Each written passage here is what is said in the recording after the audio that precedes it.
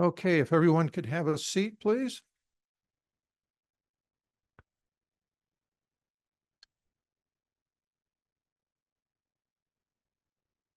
We can get started then. If you want to get up and go over and get a piece of cake.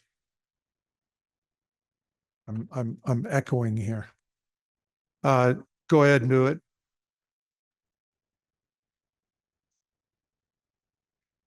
Okay, I'm going to call this meeting to order.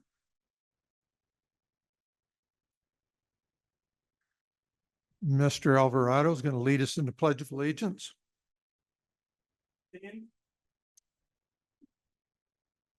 Ready? Begin. I pledge allegiance to the flag of the United States of America and to the republic for which it stands, one nation under God, indivisible, with liberty and justice for all.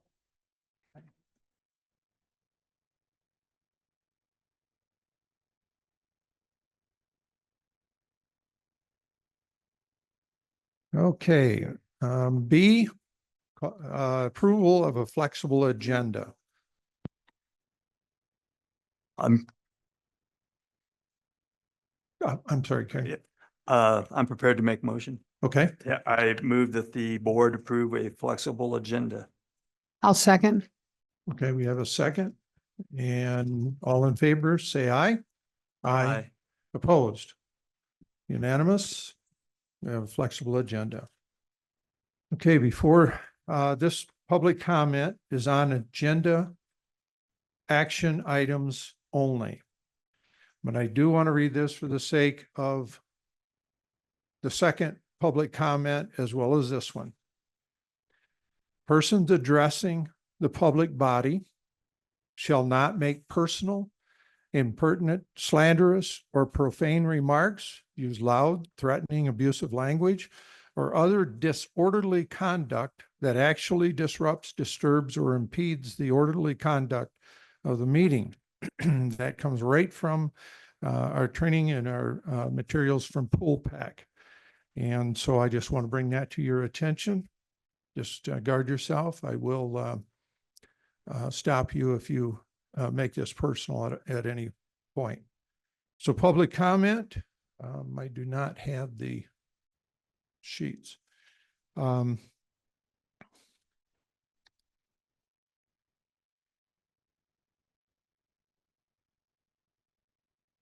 Thank you. Okay, first public comment for all agenda items.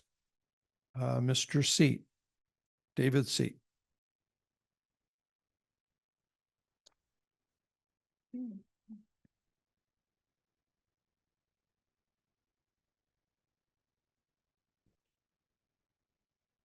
David Seat for the record. The board, this is on agenda item number 10. The board appoints the legal counsel. The board is the top of the food chain. This agenda item attempts to restrict the trustees' access to the legal counsel. It places an additional layer of bureaucratic red tape to access legal counsel. The board members are referred to as trustees. They should be allowed the trust that their designation implies. This proposal disrupts the free flow of communication between the trustees and legal counsel by placing a point of contact as an unnecessary conduit. I urge the trustees to vote no on this mother may I restriction to their free and unrestricted access to legal counsel. Thank you. Okay, thank you, Mr. Seat.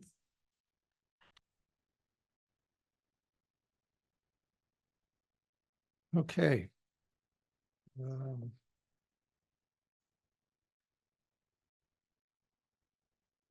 Next is Aaron Miller.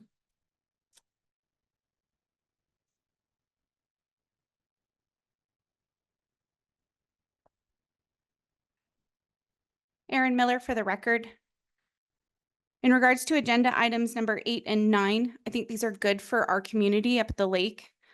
In regards to the fire science program, today we had 2 Whitell students attend a fire explorer program at Station 23. which thoroughly was enjoyed by them, by the way. But that leads into this fire science program. So we started a fire explorer program. Now we'll have a fire science, depending on if you guys approve this. I think this is a very good process for our kids. It allows career tech education instead of a college path for those kids. It also gives back to our community. They understand our community with these kids who live in a wildfire environment, who have to have been evacuated back in 21 during Caldor. Our entire community was evacuated for our 10+ days. In regards to number 9, the feasibility report about the Helitack base, I think this is something that would be a very beneficial thing, not only to Douglas County, but the entire Tahoe Basin. I think it's showing to give back to our entire community. There's multiple agencies, there's multiple counties that involved in Tahoe Basin. I think this would be one of those things that shows, goodwill towards our entire community up in the Sierra Nevadas. Thank you. Thank you, Ms. Miller. Next is Virginia Sterrett.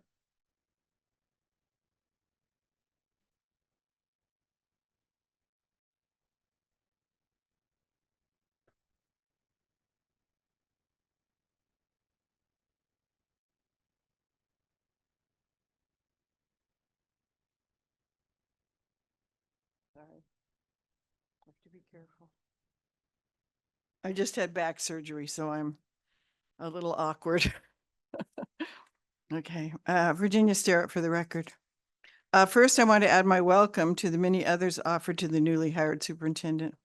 I've heard many good things already about him, and I believe he is going to bring some changes to this district that will be very beneficial. Regarding the agenda, I find item 10 to be both poorly written, but also poorly thought through. I suspect it is a kind of knee-jerk reaction to what has been, for political reasons, called out in meetings as wasteful chit-chatting between trustees and legal counsel. My lengthy experience as a legal administrator often caused me to shake my head in disbelief at the ignorance on display in much of the complaining. But if the protocol produced in item 10 is supposed to be the remedy, I strongly recommend going back to the drawing board. As it now reads, item 10 completely cuts off a trustee's authority to oversee or have responsibility for what is termed in item 10 as the district's business. The superintendent is answerable to the board, not the other way around. Yes, in most cases, the superintendent may be assigned the role of point of contact, but in some instances, that may not be a viable way of handling an issue having to do with the district's business. Please keep in mind my objections to content is in addition to my objection to the grammatical errors present in the protocol's current written form. I recommend you vote no. Thank you. Okay, thank you, Mrs. Sterrett. Laura Cadeau.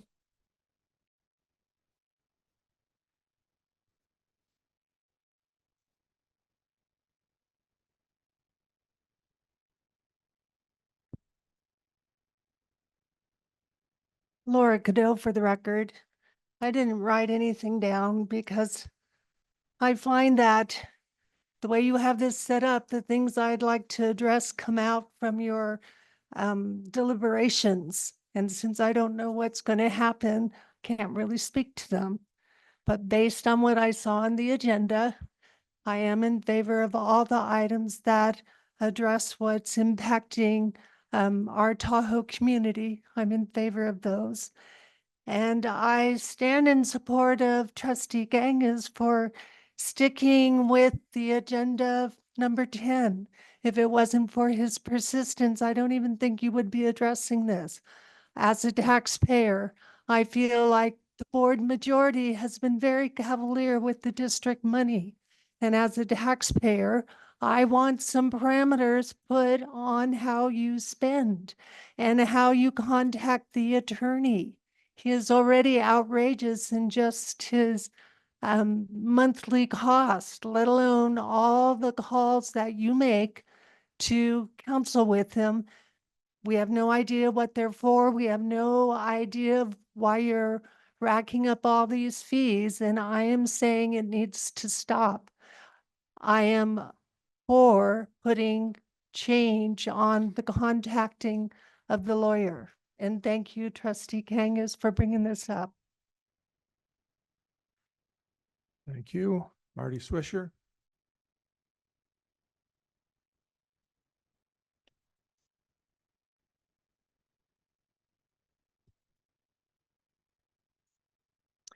I'd like to address 3 agenda items, hopefully for 30 seconds each.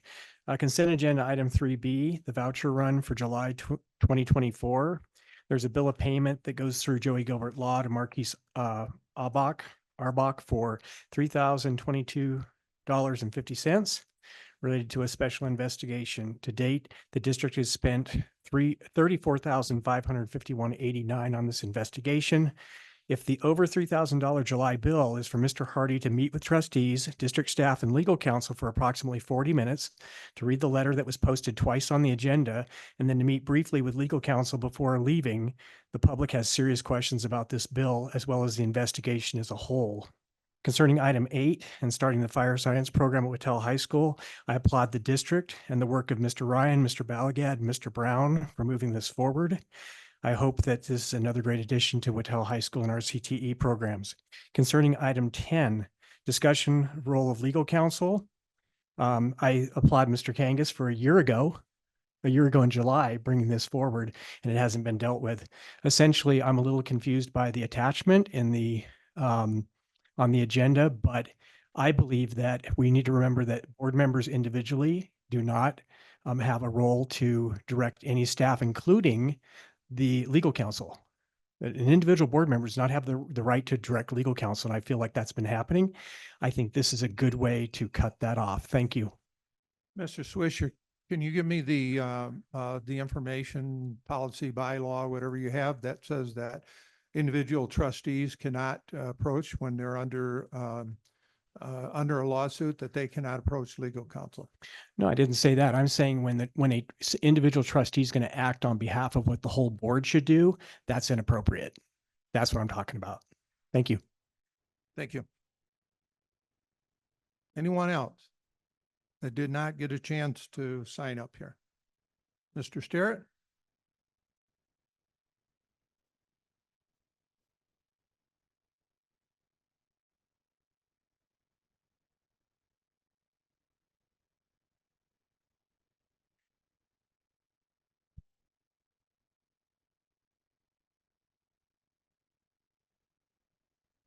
Tom Sterrett, agenda item number 12, Superintendent's Report.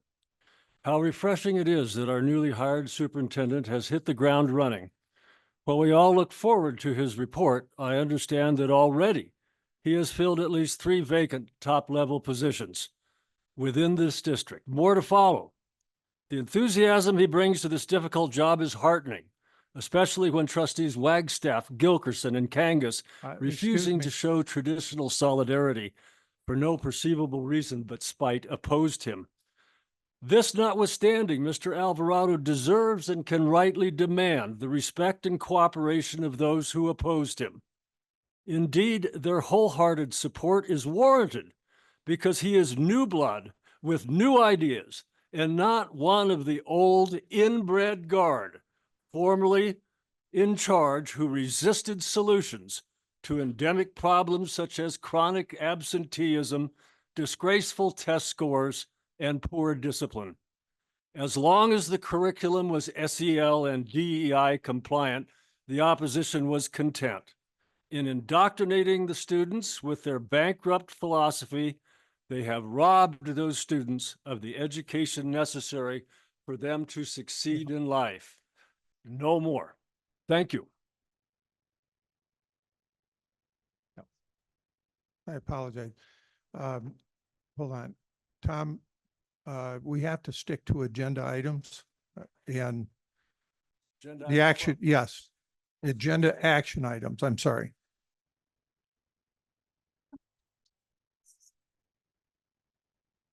Okay. Yeah. All right, can you wait? Absolutely. Okay, go ahead.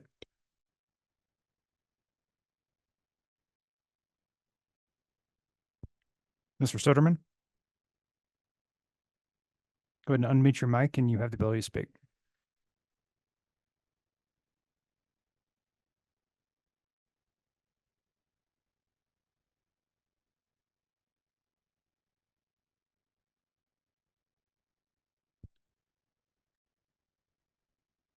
Mr. Soderman?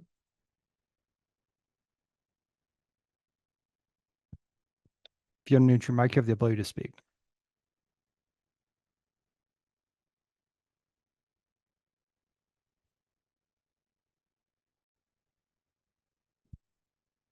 No, okay.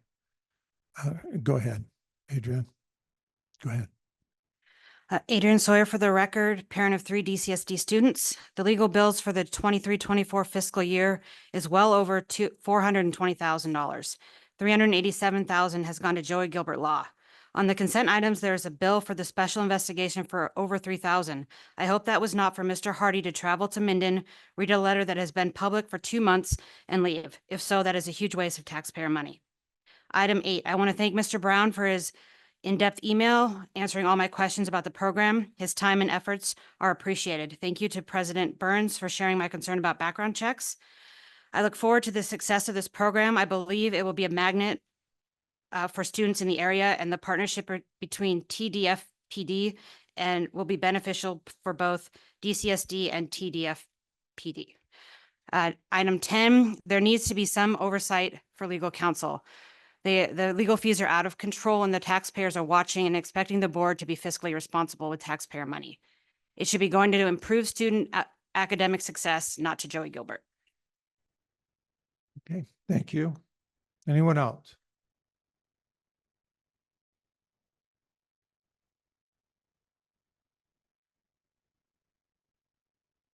Good afternoon, trustees. First, thank you guys for your service.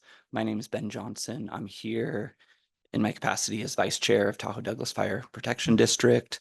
I also serve on DPAC for Douglas County School District. Just want to encourage you guys to support our 2 action items today. I think they're very important for the kids in our community, both Lake and Valley, providing the opportunity for them to be part of our program. I'd like to thank our new superintendent for allowing a bus to provide transportation to the lake for kids that would like that. I've seen that in some of your emails. That's very important. So this is just a win for our entire community. I think that it's something that offers different education, allows our kids to grow, provides them some very valuable life lessons and potential future career paths. And then relative to the helicopter program, fires are a critical risk to our community, and everything we can do to allow our chief to fulfill his vision based on his history, knowledge, and understanding, I think is incredibly important. And we would love Douglas County School District to be a partner of the fire district in this critical mission to addressing life safety issues in our community. Thank you, guys. And thank you very much. And I applaud you and thank you very much for your service.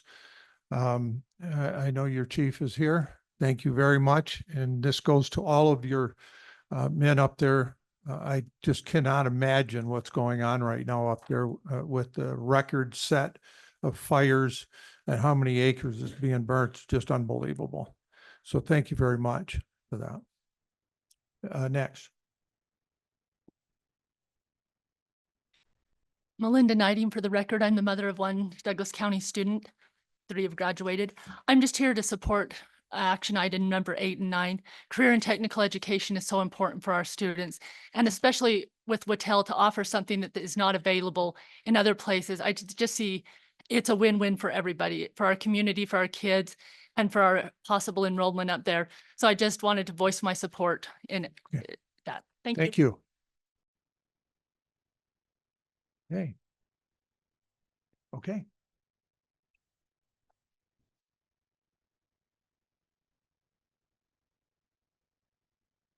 Good afternoon. Wanted to welcome the new superintendent. We're so glad you're here. My name, for the record, is Dana Engelkirk, and I'd like to thank Doug Engelkirk for his ongoing conversations and interaction with the fire chief, and getting this program, the foundation going. I think it's an amazing program, and I think it's very positive for the whole county, for kids to come up to the lake and participate in something that they could use for their entire lives as a new vocation. So thank you for thinking about this, and I would encourage a yes vote on the fire protection helicopter program. Thank you, Doug, for your time with the fire chief and with Ben. Thank you very much. Next.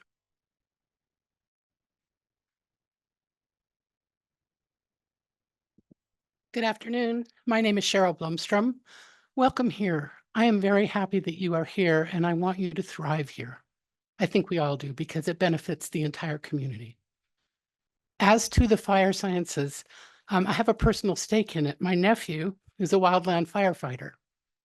And I think his mama and I would have been really happy if he had had that kind of training preparatory to going into the fire services. I would be delighted if he had had that kind of preparatory just work and experience and knowledge and the ability to interface with professional firefighters, basically. And I pray for him every night, and I talk to his mama every morning, and so far he's good. But thank you, and please do vote yes for that. Thank you very much.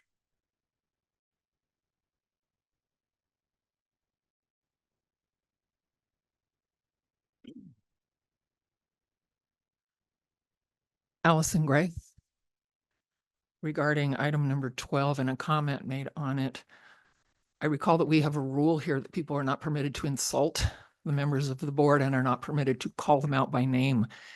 And yet when Mr. Sterrett got up here and did exactly that, the president took no action I gave whatsoever. correction when he finished, the same thing I did last month. When he, I was speaking, Go sir, ahead. may I finish? Thank you. You did not do it at the time. You allowed him to continue on and refer to people as, I believe, inbred and such. I would appreciate it if the president would Okay, we treat. have to stick. May to I the finish? agenda. I No, am stick to discussing, an I am agenda item. discussing item 12. I already stated that. Thank you. May I proceed? Yes. Thank you, sir. I would appreciate it if the president would please treat everybody the same and not do special treatment for his friends. That's all I'm asking.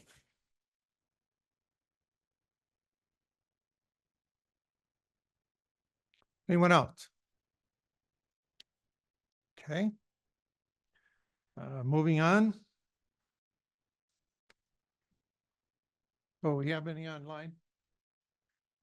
We're good? Okay. Okay, next one is consent items, number 3. For possible action. Information below. A. All the way through G.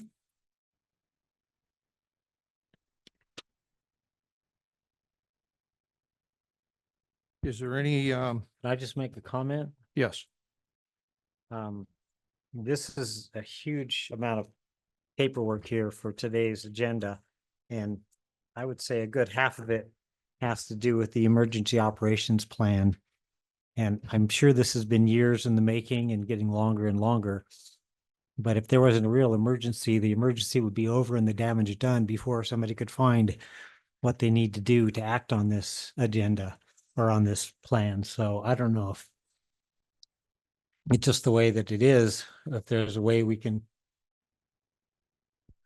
Well, I mean, it's been written, but I don't know if there's a way we want to make an agenda in the future to consider making something where we have, okay, this high school has this chain of command, and then have a list of the different things that can happen. And then, anyway, I went through it and I was thinking it was too much. So it is quite a bit.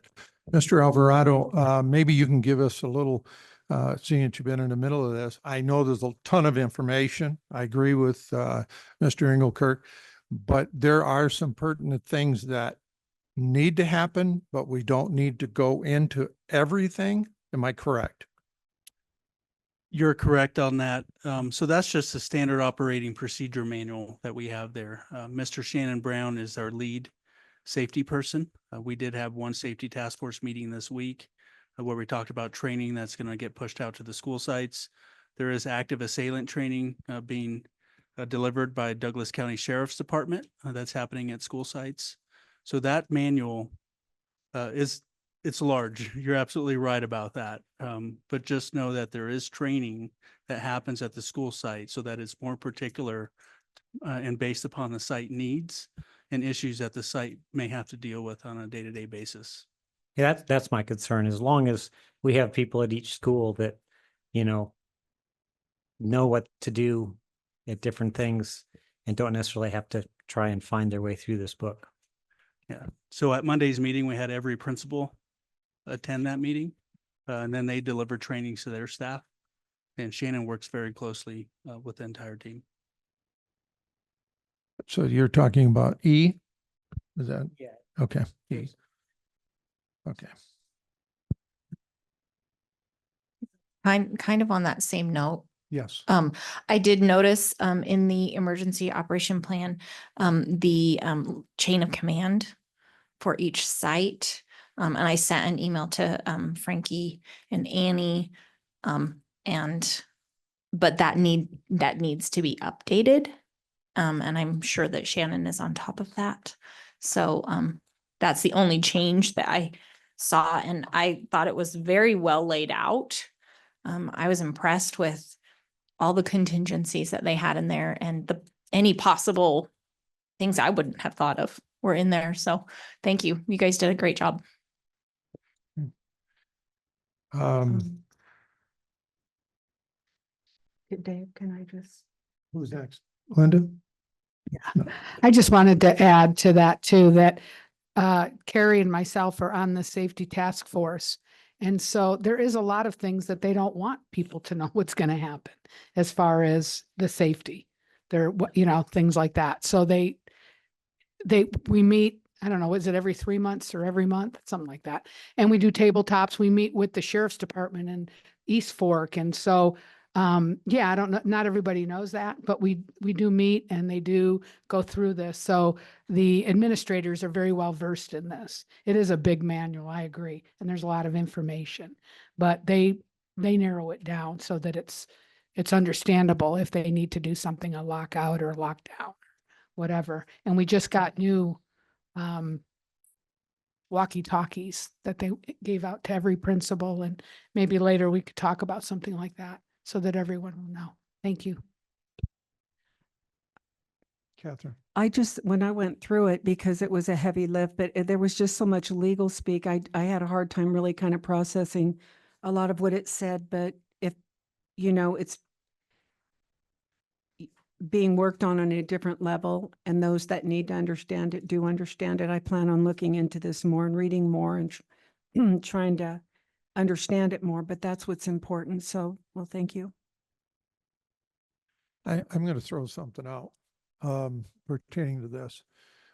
And I'm sure you'll have to talk to the chief and everything, but I'd kind of like to see a more, at least for the board, more information, to sit down and actually maybe get a better handle on it than just reading this information. I don't know if that's possible, but I'll leave that up to you, Mr. Alvarado. Okay. Anyone else? Can I make a motion? Yeah. Hold on just a second. I gave my train of thoughts on this thing. I want to be able to move forward. That's no question. But I also want the board to have the option of understanding and then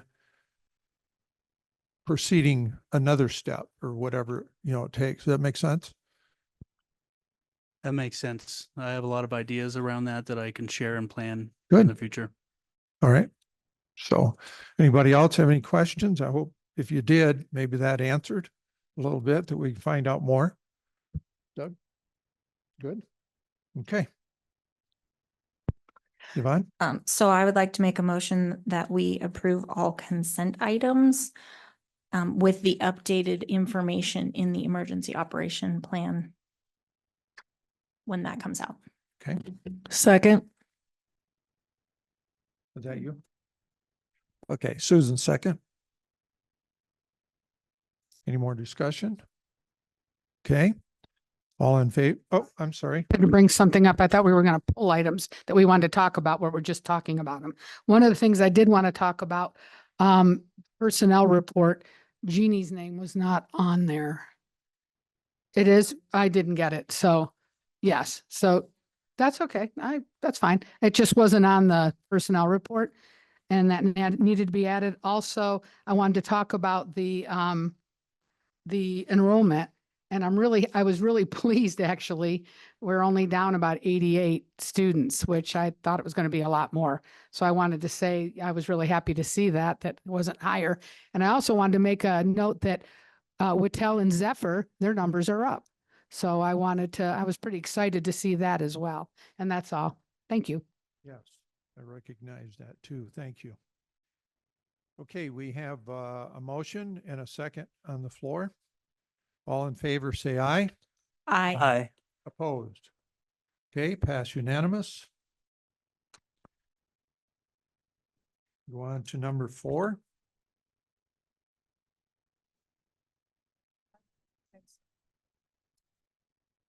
Okay, let me cover it. Introduction and special recognition. We'll recognize recent graduate, which we have already done. Kaylee Tipping, summer graduate from Douglas High School. New administrators, and I'm sorry, Kylie. I apologize. Yes, it is. New administrators, Andrew Bromdahl, principal, MES, Amy Carter, principal of Pawalu Middle School, and Jeannie Dwyer, HR director. Any discussions? Go ahead, Catherine. And Jeannie, welcome.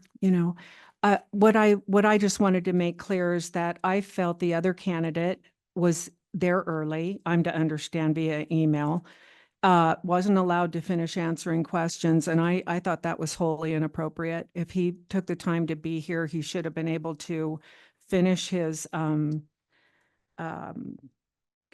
the questions being answered and so forth. And it just felt to me like it was already decided before he ever walked in the door. I just thought that was wholly inappropriate, but thank you.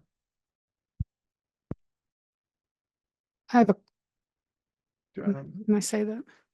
I'm sorry, Lynn. We were in the interview. I was in the interview and it was a timed interview and it had to end at a certain time. And so the time management of the interview was important. The other candidate did not go any further than the first candidate as far as questions. So it was done very fairly.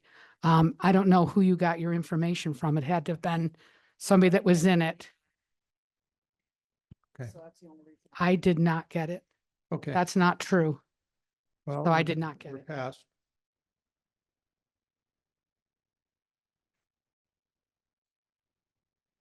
So, Mr. Alvarado, do you have the ones that I've read here, other than Mrs. Dwyer, or the rest of any of the other ones here? Oh, No, they're not attending today. okay. Yeah. All right. So we're just going to say Mrs. Dwyer. So, Yeah, so I just want to recognize Jeannie Dwyer for all the effort and all the work that she's put in since January. She took on multiple positions, really lifted the district and put it on its shoulders in a difficult time. I feel fortunate to work with her, and I look forward to helping to guide her in her professional development within the HR department. And congratulations, Jeannie. yes.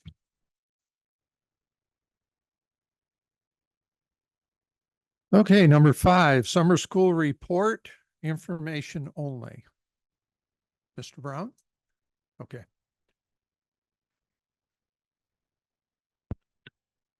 Shannon Brown, Executive Director of Education Services. This year, so we run summer school as an in-person program. This year was at Douglas High School.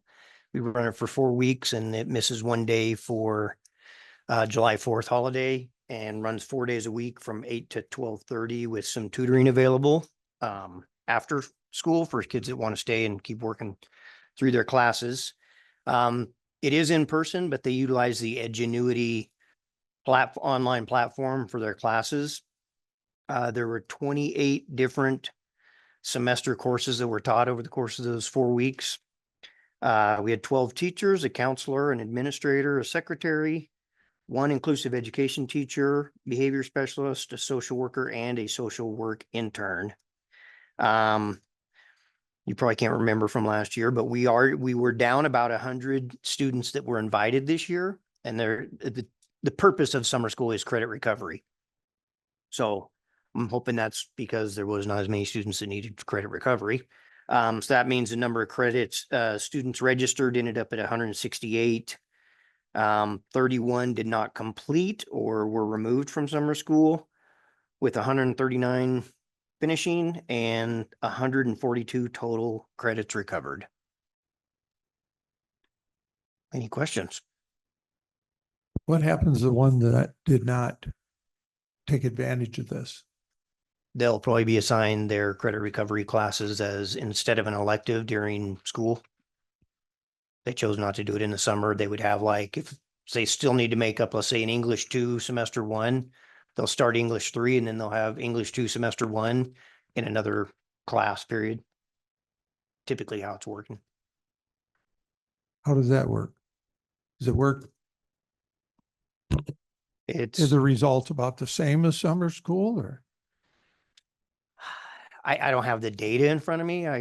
It would be guessing. We could find out. Yeah, I'm just curious, personally curious, how that works and how effective it is. So. Good question. Okay. Anyone else? Linda? Yes, on the 31 that were removed or did not complete, was that tied to the attendance? Like if they had missed a day or two, or could they miss anything in that? So they missed, because it's only 15 days, the Right. third day they missed, they're out. Okay.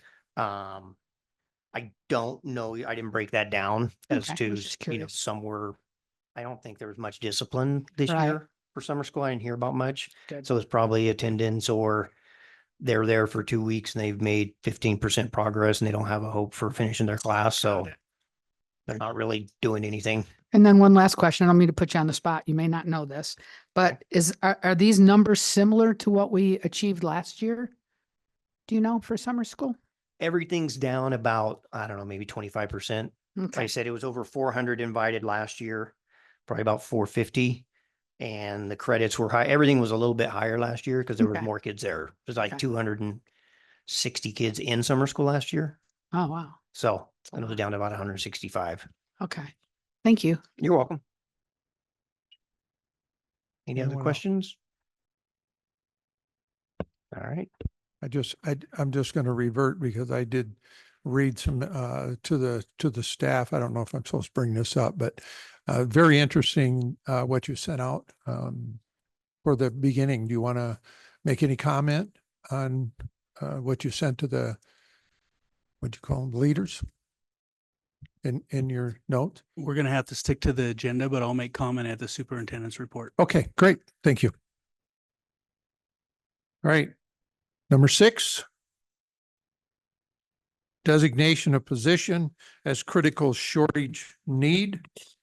Discussion and for possible action, the board will consider designated secondary math classroom teacher, secondary science classroom teacher, and a special education classroom teacher as a position qualifying to be filled under critical shortage need.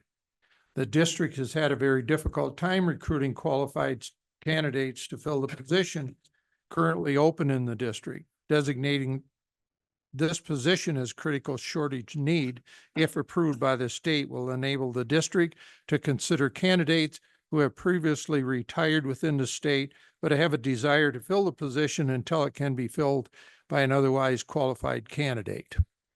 Any discussion? Questions?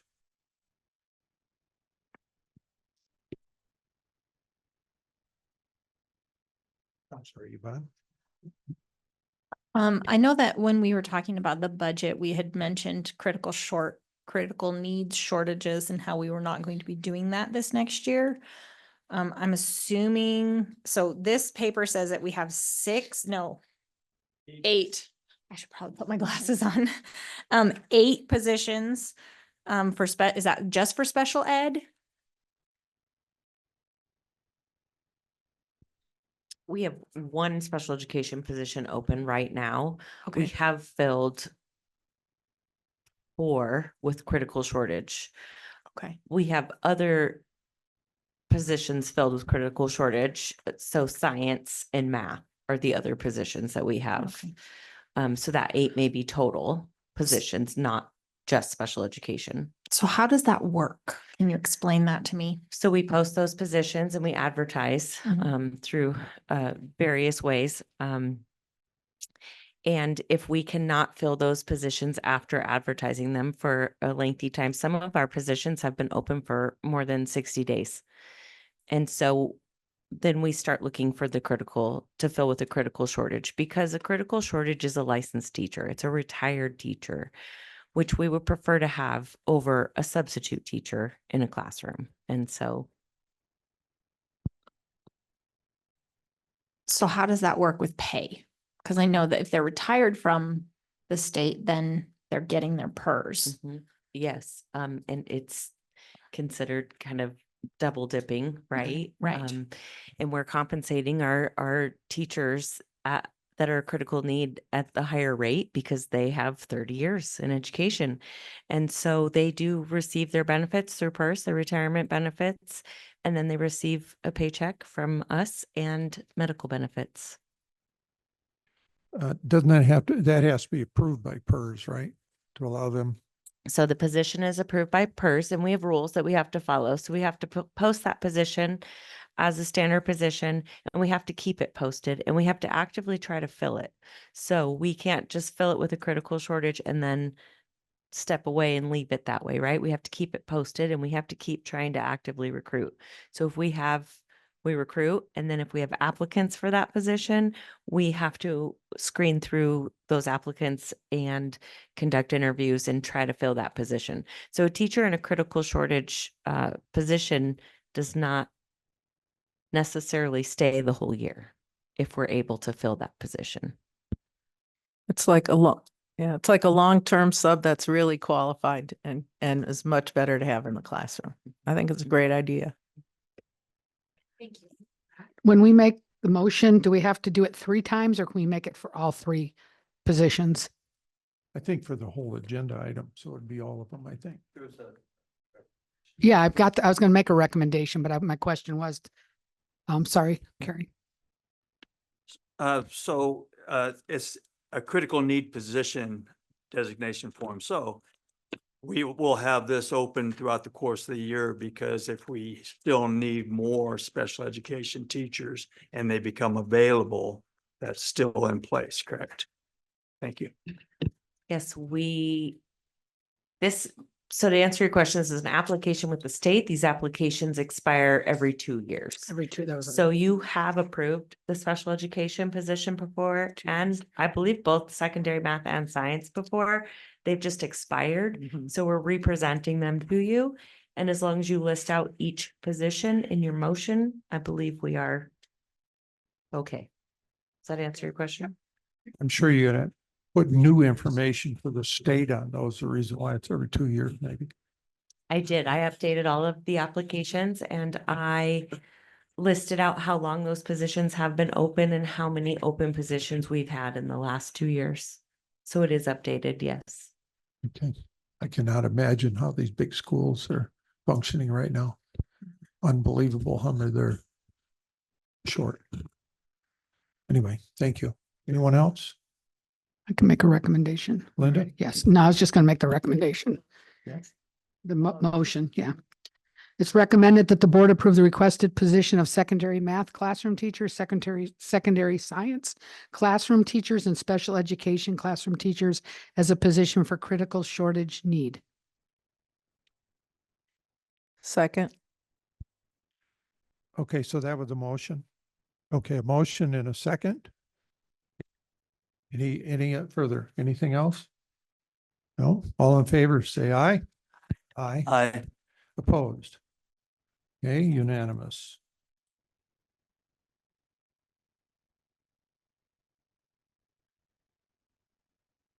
Okay, number 7, AB 195, English Learner Data Report.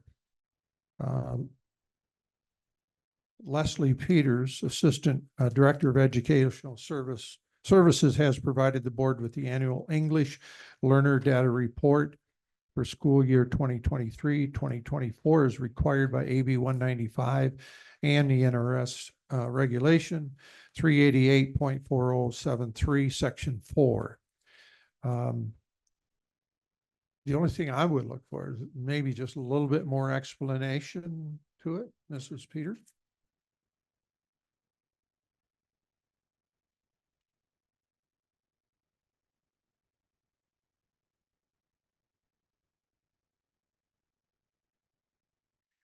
All right, so we submit this report to the state each year. So schools that receive funding from the state or federal funding required to provide information, and you'll see the different things in there that we're asked to collect. So pupils who are immigrants. So they're designated as immigrants if they come because of their parents' work and they are here for 2 or less years. So we keep data on that. We keep data on newcomers. We keep data on long-term learners. So typically with English learners, you would hope that they would only need services for about 5 years. That is something in our district that we see as an area that needs improvement. We have a lot of students. If you look on this report, we have a lot of students at the secondary level, 9th grade, 10th grade, 12th grade, that have been in services for 6 years or longer. So that's definitely something that we're looking at that we want to see improvement in. The other piece that stands out as an area that we've started working on are the number of students who are dually qualified. So you have students who qualify for English language services, and we have almost 26% of those students who also have an IEP. And that's concerning. So we're really we're doing a lot of training with our English learner teachers and our school psychologists and our teams at our sites to make sure that we are really understanding what the students' need is, and do they need extra time to learn the language, or do they actually have a disability that needs individualized instruction? And so those are a couple areas that we really are focused on as a group. So this is just kind of that overall data. This data is pulled from validation day, which is October 1st. We had 224 students at that time in our district. So this is something that you'll see every year. You're welcome. Yeah, I was hoping to hear what you said. Okay. That was good. Thank you. Anything? No. Okay. Number 8, and then we'll go right into number 9. And that Tahoe Douglas Fire Protection District MOU for providing instructors for CTE fire science courses at George Whittle High School, discussion and for possible action. We'll start with that one, and then I'm sure we'll be shifting right to number 9. So I do have a few things that going to want you'll be laughing here, and I'm not going to be able to keep going. But I will also, I'm sure, Mr. Alvarado, jump in for what you're thinking too, so we can get a big picture of this. So you want them to start? Yeah, I'll go ahead and get started. Okay. I want to acknowledge that I'm coming in at the end of the planning phase with this project. And, really hats off to Sean Ryan, Chief Lindgren with the fire department, and everyone else who has supported this project. I see nothing but great opportunity for students. And that's what we're in the business for, to provide opportunities and access to our kids. So thank you for your work, and I'll go ahead and allow you to present more. Awesome. Awesome. Thank you, board. We appreciate it. I learned from the previous meeting from Scott Morgan from the county that I needed to bring some eye candy with me. So I did that again. That's why I was kind of chuckling when I came up and he's moving the microphone. But in all seriousness, Yeah, we're really excited about this program. It's all in your board packet. It's been talked about a couple times, and we kind of wanted to give you the opportunity to ask us specific questions on our plans and what we're doing and how we're doing it. But very excited about the program. So I think unless Sean has anything else he wants to add, I think do some questions. So this has been a process that we've kind of talked about for a couple of years. As part of the process was the start of Fire Explorers program. So we started that last year, and that's through the Boy Scouts of America. So we have some students that are already involved in that. The next step was, so we had the interest of the students. It's definitely a program that will provide opportunities for students that don't necessarily want to go to a post-secondary education option. Right now, as we're all familiar, there's lots of activity going on that this line of work would be. They're looking for firefighters. Okay. If there's a way that we can provide opportunities to not just our students at Littell, but we have now offered this to students down in the valley to be bussed up. So it's a huge opportunity for students in Douglas County. I want to also thank Cade Balagad with the CTE department. He was instrumental in acquiring the grant that we got to fund this program and get all the equipment, which is being ordered as we speak. So our plan is to start this next week when students show up to school. We just need to get this memorandum dialed in so that we know the particulars in regards to Tahoe Douglas Fire's role and the school district's role. But this is nothing but beneficial for the students of the school district. Yeah, we're super excited about it. And just to tag on a little bit, as a team member here in with what's going on, the grant was to provide equipment. And so there's no cost in the instructors. I'm providing the main instructors from the fire department. So that cost is borne on the fire district. And Sean is exactly right. We're always recruiting. We're always looking for the next generation of firefighters. And we're always looking to provide opportunities to our local kids. Some of the best firefighters that we have here locally are the ones that know the area, that grew up here and are part of the communities, right? So we're always looking to enhance that. And so the financial side, because that's always a question, money is always a question. There was a big grant that is providing some equipment. Some of the other equipment is being donated for use from the fire district that we use and that we can rotate in and out so that they get access to the really good equipment. And then there is a cost to the fire district for our instructors. But we look at that as minimal. You know, we're giving back to the community, we're educating, and we're doing good things, and maybe going to get some good firefighters at the end of the day. So cost is always an issue. So I wanted to just clarify that.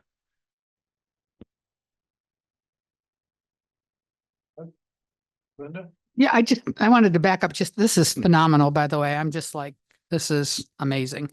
We're excited. Yeah, I'm very excited. I think we all are. I'm excited to know that you're going to start next week. That was one of my questions. Well, as long as you guys approve it, we're starting next week. I don't think you have to worry.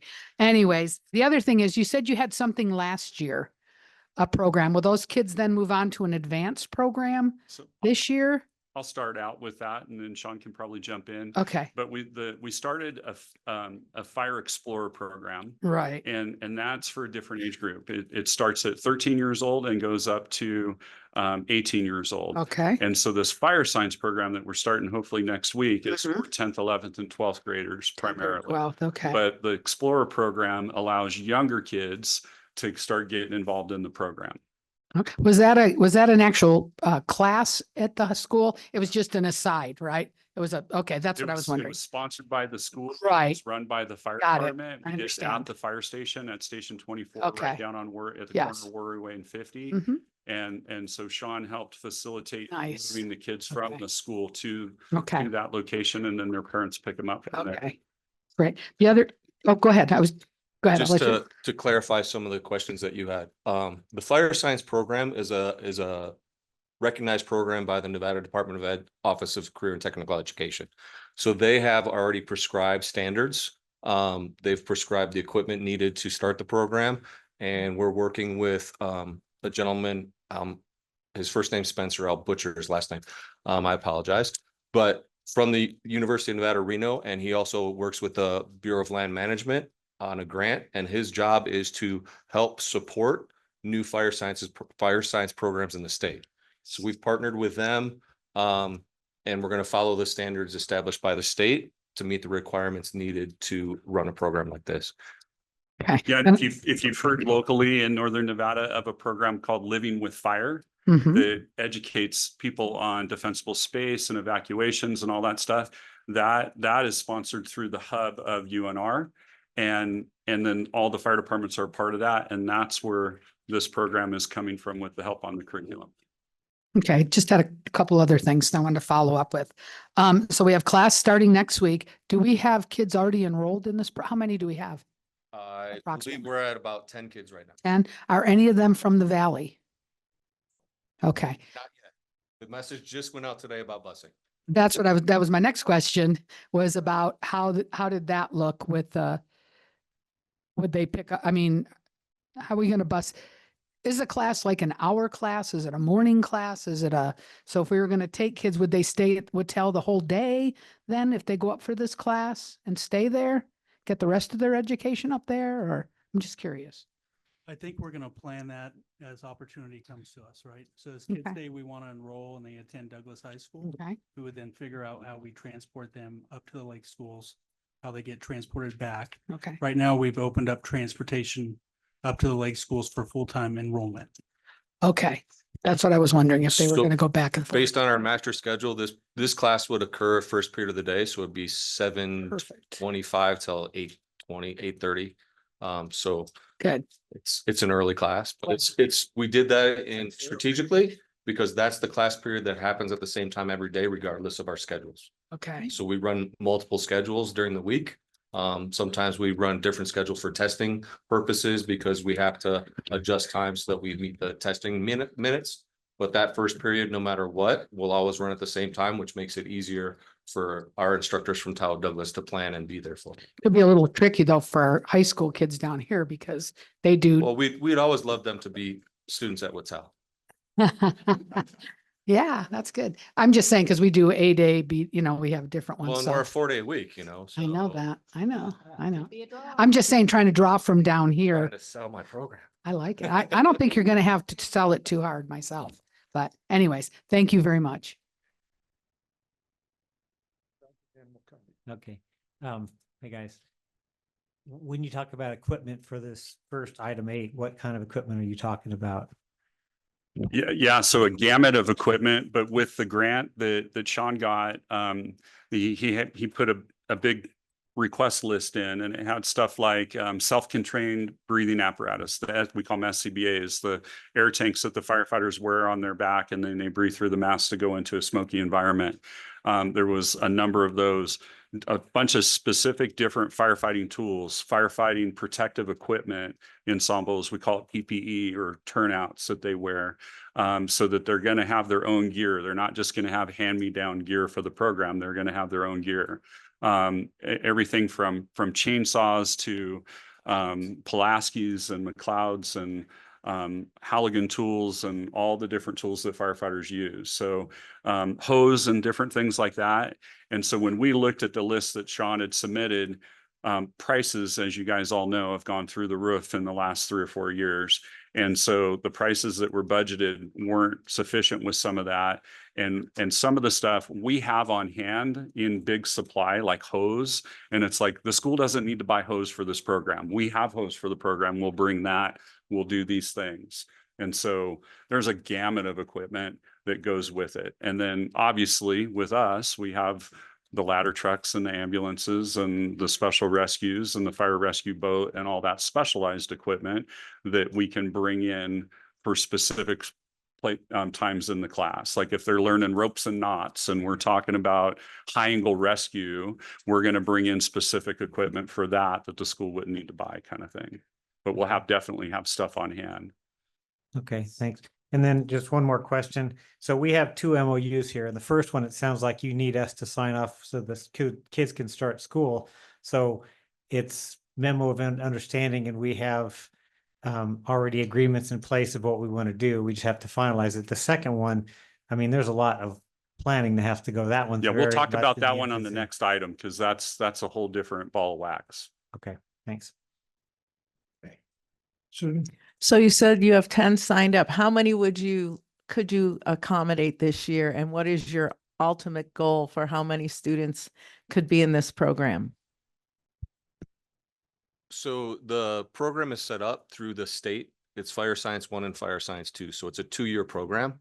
So ultimately, we want those 10th, 11th, 12th grade students to take it so that once they complete those 2 years of instruction, they can roll right out into working for Tahoe Douglas Fire or any other fire agency around. But yeah, the so- numbers. Well, if you know our population at Wattel, 15 kids is 10%. So we're hoping to keep between 10 and 15 kids in that program so that we can kind of keep that flowing.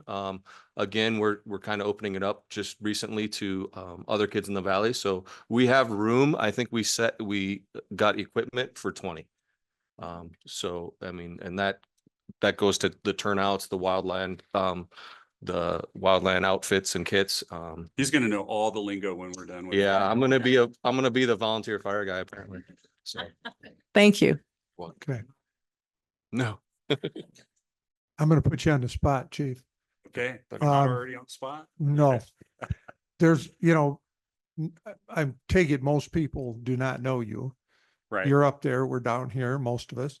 And what I want you to do is, because I heard what your background is. Oof.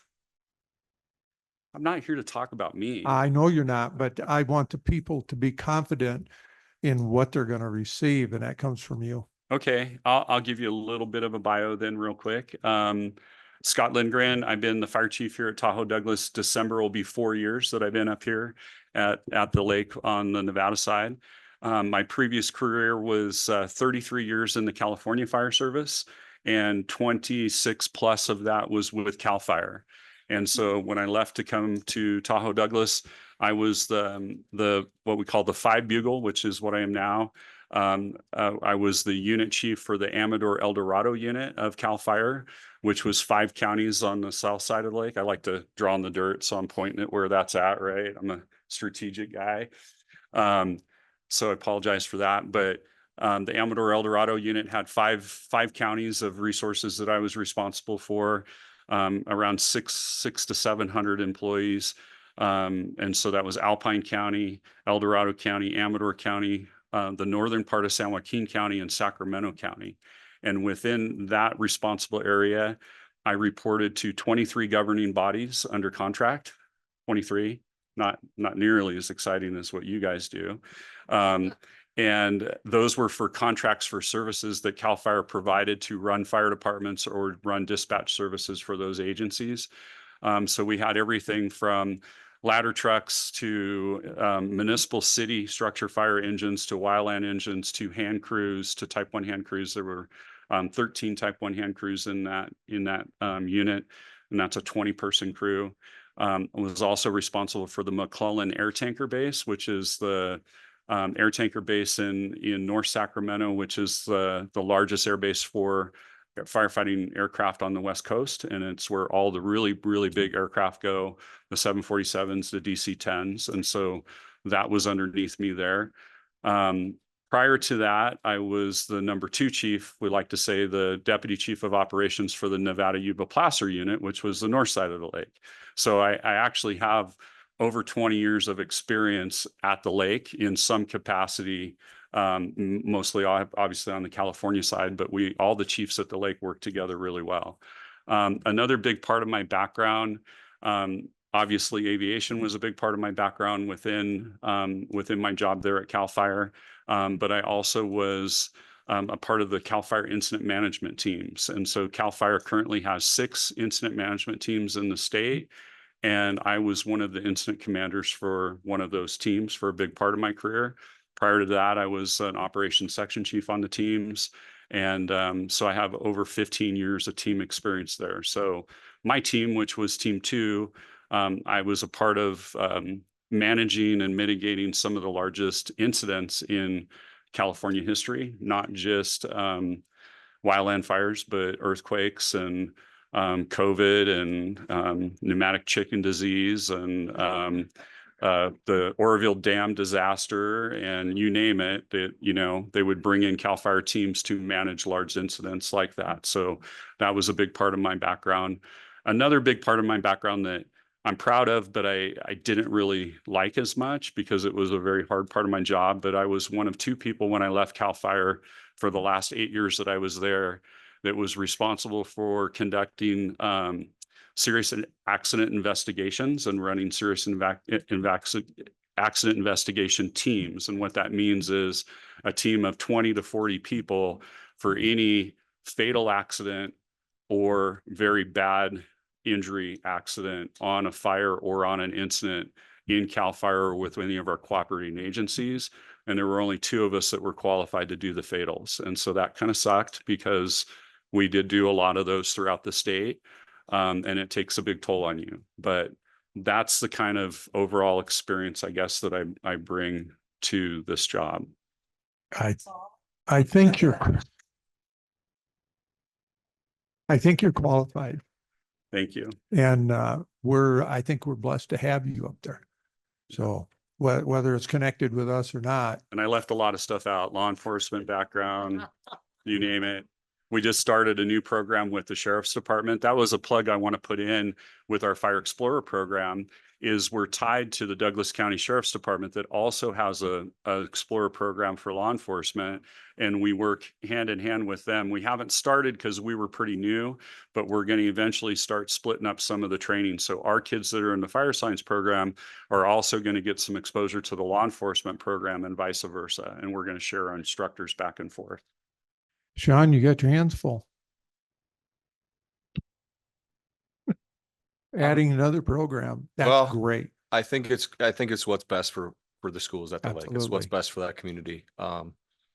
Bringing some things that aren't offered at South Lake or at Douglas High, and just giving the community an opportunity to get back in the doors at Whittle is what we're really looking to do. Yeah. Yeah, I want to thank Doug for being in the middle of this stuff and going. So I appreciate Yvonne. I just have one question. Are you planning to continue the Fire Explorer program? Absolutely. Good. Yeah, because that hits a younger crowd. And I'll just kind of cover a little bit with it, but the Boy Scout of America program is a pretty intense program. So, you know, there were some questions that came up from some folks and stuff with this program on background checks. And obviously you need big background checks to work at a school. Obviously you need very big background checks to be in the fire department or to be in the law enforcement. We do a very similar background check that Douglas County Sheriff's does. We use some of the same people to do those background checks. With our folks, there's even ongoing background checks that go with all the medical licensing that we have to be paramedics and advanced EMTs that are required through the state of Nevada. And then on top of that, Boy Scouts of America, if you sign up to be part of their program, you have to be vetted as a lead with them also and go through their background check. Because the cool thing about doing it through Boy Scouts of America is they cover the work comp type of insurance that goes along with it for those kids when they're in the program. And then they also get these opportunities. And this is something when I talked to the sheriff about it, that they raved about with their program, is they have this national law enforcement explorer program event annually. And it's in like Florida or somewhere cool. And their kids get to go to that and get exposed to that kind of stuff. So it opens up other doors other than just our county to being able to do that thing. And the fire side is the same way.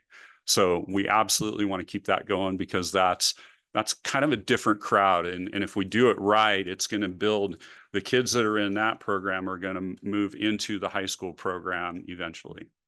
And we want them to stay part of that Explorers program as well. We want them to cross-pollinate. Awesome. I really don't see a limit. I don't either. It I- starts with there's- fire science. We do medical next. We do all kinds of cool stuff. Well, it's just, I mean, for the whole school is just, you know, from fire to police to medical, you know, with the fire department. Age wise, you know, we don't know, we could go with this. We could And have just, Don't forget, Barton's building a whole new facility up there at State Line. who is?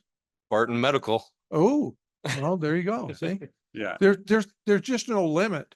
You're what right. could be You're right. done. We And have, we a- have the we already have a facility to do relation. it. Yeah, we already have a relationship with Barton Hospital, obviously, because they have a lot of stuff that's already in Sure. Douglas County and been there for a long time.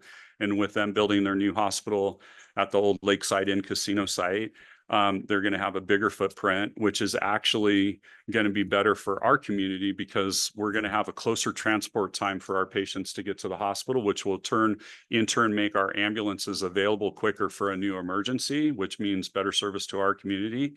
But as we grow and if we're successful with the fire science program, the sky's the limit, like you're saying. Our next CTE could be a medical program that's jointly done with, emergency medicine for paramedics and EMTs from us and with the hospital and their staff for nursing and doctors and all that good stuff, right? So the sky's the limit. That's your industry per se. My background, heating, cooling, electrical, plumbing, all that stuff. I don't see a limit. And I think we would get them from all over the area to come, especially when the one that shut down up in Reno. Shut down a big facility up there. So we've got a lot of potential and it's just going to take the time to work through. But to start with you, the qualification, the only thing I got an email and I want to bring this up because I'm 100% in agreement. It's kind of a touchy subject because we've had a couple of I'd call bad experiences here, but the background checks was brought to my attention, which I agree 100%. So I know you're going to supply the trainers, of course, but for the school side of it, I think we're going to need those reports, at least confidential reports, but on file. Is that something you're going to handle, Sean? Already done. So the instructors that are planning on being here, we've already gotten their volunteer applications processed. Okay. Yeah, it's very important that we do an in-depth background check, Yeah, just to make sure everybody's satisfied with it. And like I said, so that's like, we're doing a lot of it because our background just to work for our fire department is massive. It takes over a month to get done if everything goes fast. And that's everything from, the fingerprinting to, financial background, to meeting your neighbors, to seeing where you went to school and all that kind of stuff. So law enforcement and a fire background is very, very similar, even to the point of a polygraph, a lie detector test, and all of that. And then within the state of Nevada with our medical licensing, because all my guys that are on, I have two different sides of my fire department. I have the wildland side, and that's kind of the starter point. And then I have what we call the line side, which is the paramedics and everybody on the engines and the ambulances. And to have those state licenses with the state of Nevada and nationally, they have to have a background annually. And so they rerun them through the system to make sure that nothing happened in that period of time. And so then on top of all what we already do, you're getting a background on top of that for the school district that my folks that are going to be the lead instructors or instructors at the school are doing on top of that. So they're filling out your whole school package, just like what we're doing. And even to double do it, we have a new program with Douglas County Sheriff where 3 of our paramedics at the fire department are just got sworn in last month at one of our board meetings by Sheriff Coverly as reserve deputies for Douglas County Sheriff's Department. And they're attached to the SWAT team as paramedics on the SWAT team to provide that higher level of medical care on the SWAT team. So those 3 individuals not only went through all of our stuff, but they went through all the sheriff stuff again to get vetted out into their program. So I think we're pretty good on the backgrounds because we're double and triple doing it. Great. I ain't gonna speak for the rest of them, but I'm excited about it because I want more and more type programs, and it's just more and more kids, they just mechanically inclined and everything. They don't want to go to college. And we couldn't give them a better education than to do what they want to go into and to help them get there. Yeah. Above anybody else. That's another really good point. For the local kids, they always don't have the means in the Tahoe Douglas Fire Department. We're a nonprofit by statute in Nevada anyway, but we have 2 separate funds that are for fundraising, and one of them is called a community foundation fund. And what it funds through donations from our community and some fundraising is it funds a scholarship program for advanced EMT and paramedic. And we put folks through those programs every single year. So the opportunities are endless if you get in a program like this. Anybody has any more questions or anything? Any comments, questions? I just had a question. Are we gonna make a motion to approve number 8, or are we gonna talk about number 9 and then approve both? No. Well, we because wanna separate yeah, them. on the agenda, it's. Yeah, a we little need to confusing. separate them. We have to separate. Hold on just a minute. Do you have anything, but I know you got wording for this to make sure we don't have something on there that isn't going to be smooth. And that's why I'm looking to you. Do you have? So for this item, it's very basic. You just Okay. want Just to approve the MOU. approve the MOU. I can make a It's motion, written. Dave. And that's.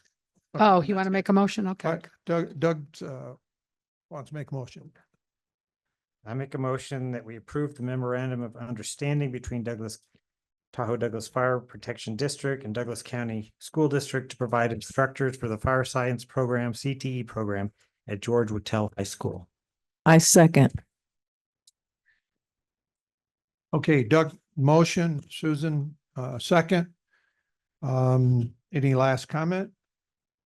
Okay, all in favor, say aye. Aye. Aye. Aye. Oppose? Unanimous. That's the best we can give you is unanimous. I love it. Mm. We're excited. Thank you. Now, we'll go on right on to number 9.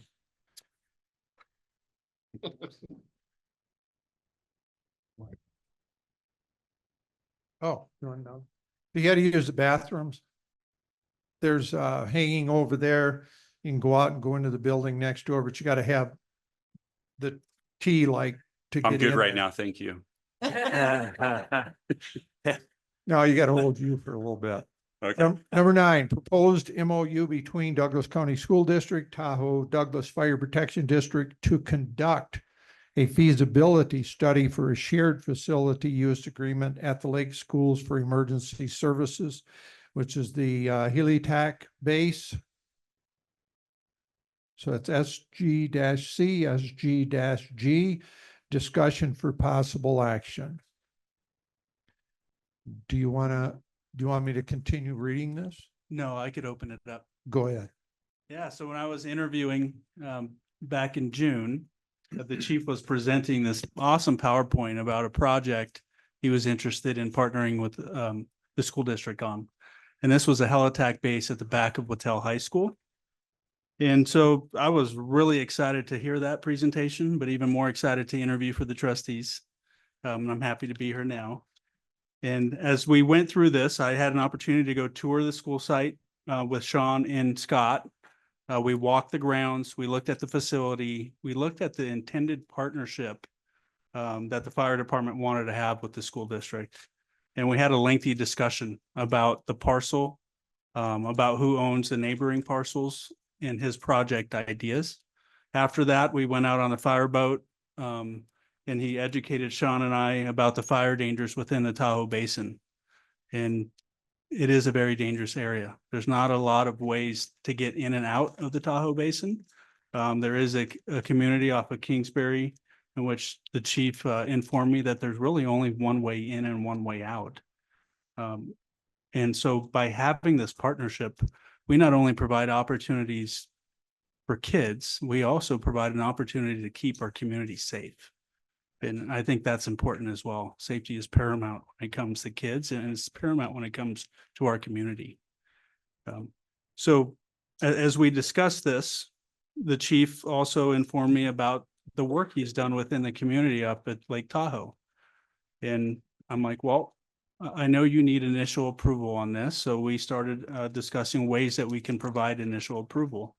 And he's going to have to do all types of studies in order for this project to come to fruition. And so we figured that we would draft an MOU to allow for a feasibility study and then also have additional town hall meetings up at the lake schools. I know that the chief will go into his discussions with the community members in Skyland and other areas of the Tahoe Basin. But I think it's important that we provide presentations to our parents at the lake schools, give them an opportunity to ask questions before the feasibility even takes place. Once that feasibility study takes place and the chief is able to determine that this is a viable project and it's worthy of taking action on, I think what we would do is probably bring another memorandum of understanding to the board for full authorization to move forward. So we're going slow to move fast later. And obviously we're prioritizing our school community input. So I'll go ahead and let the chief. if missed I just anything have there. one comment. You said about having community meetings.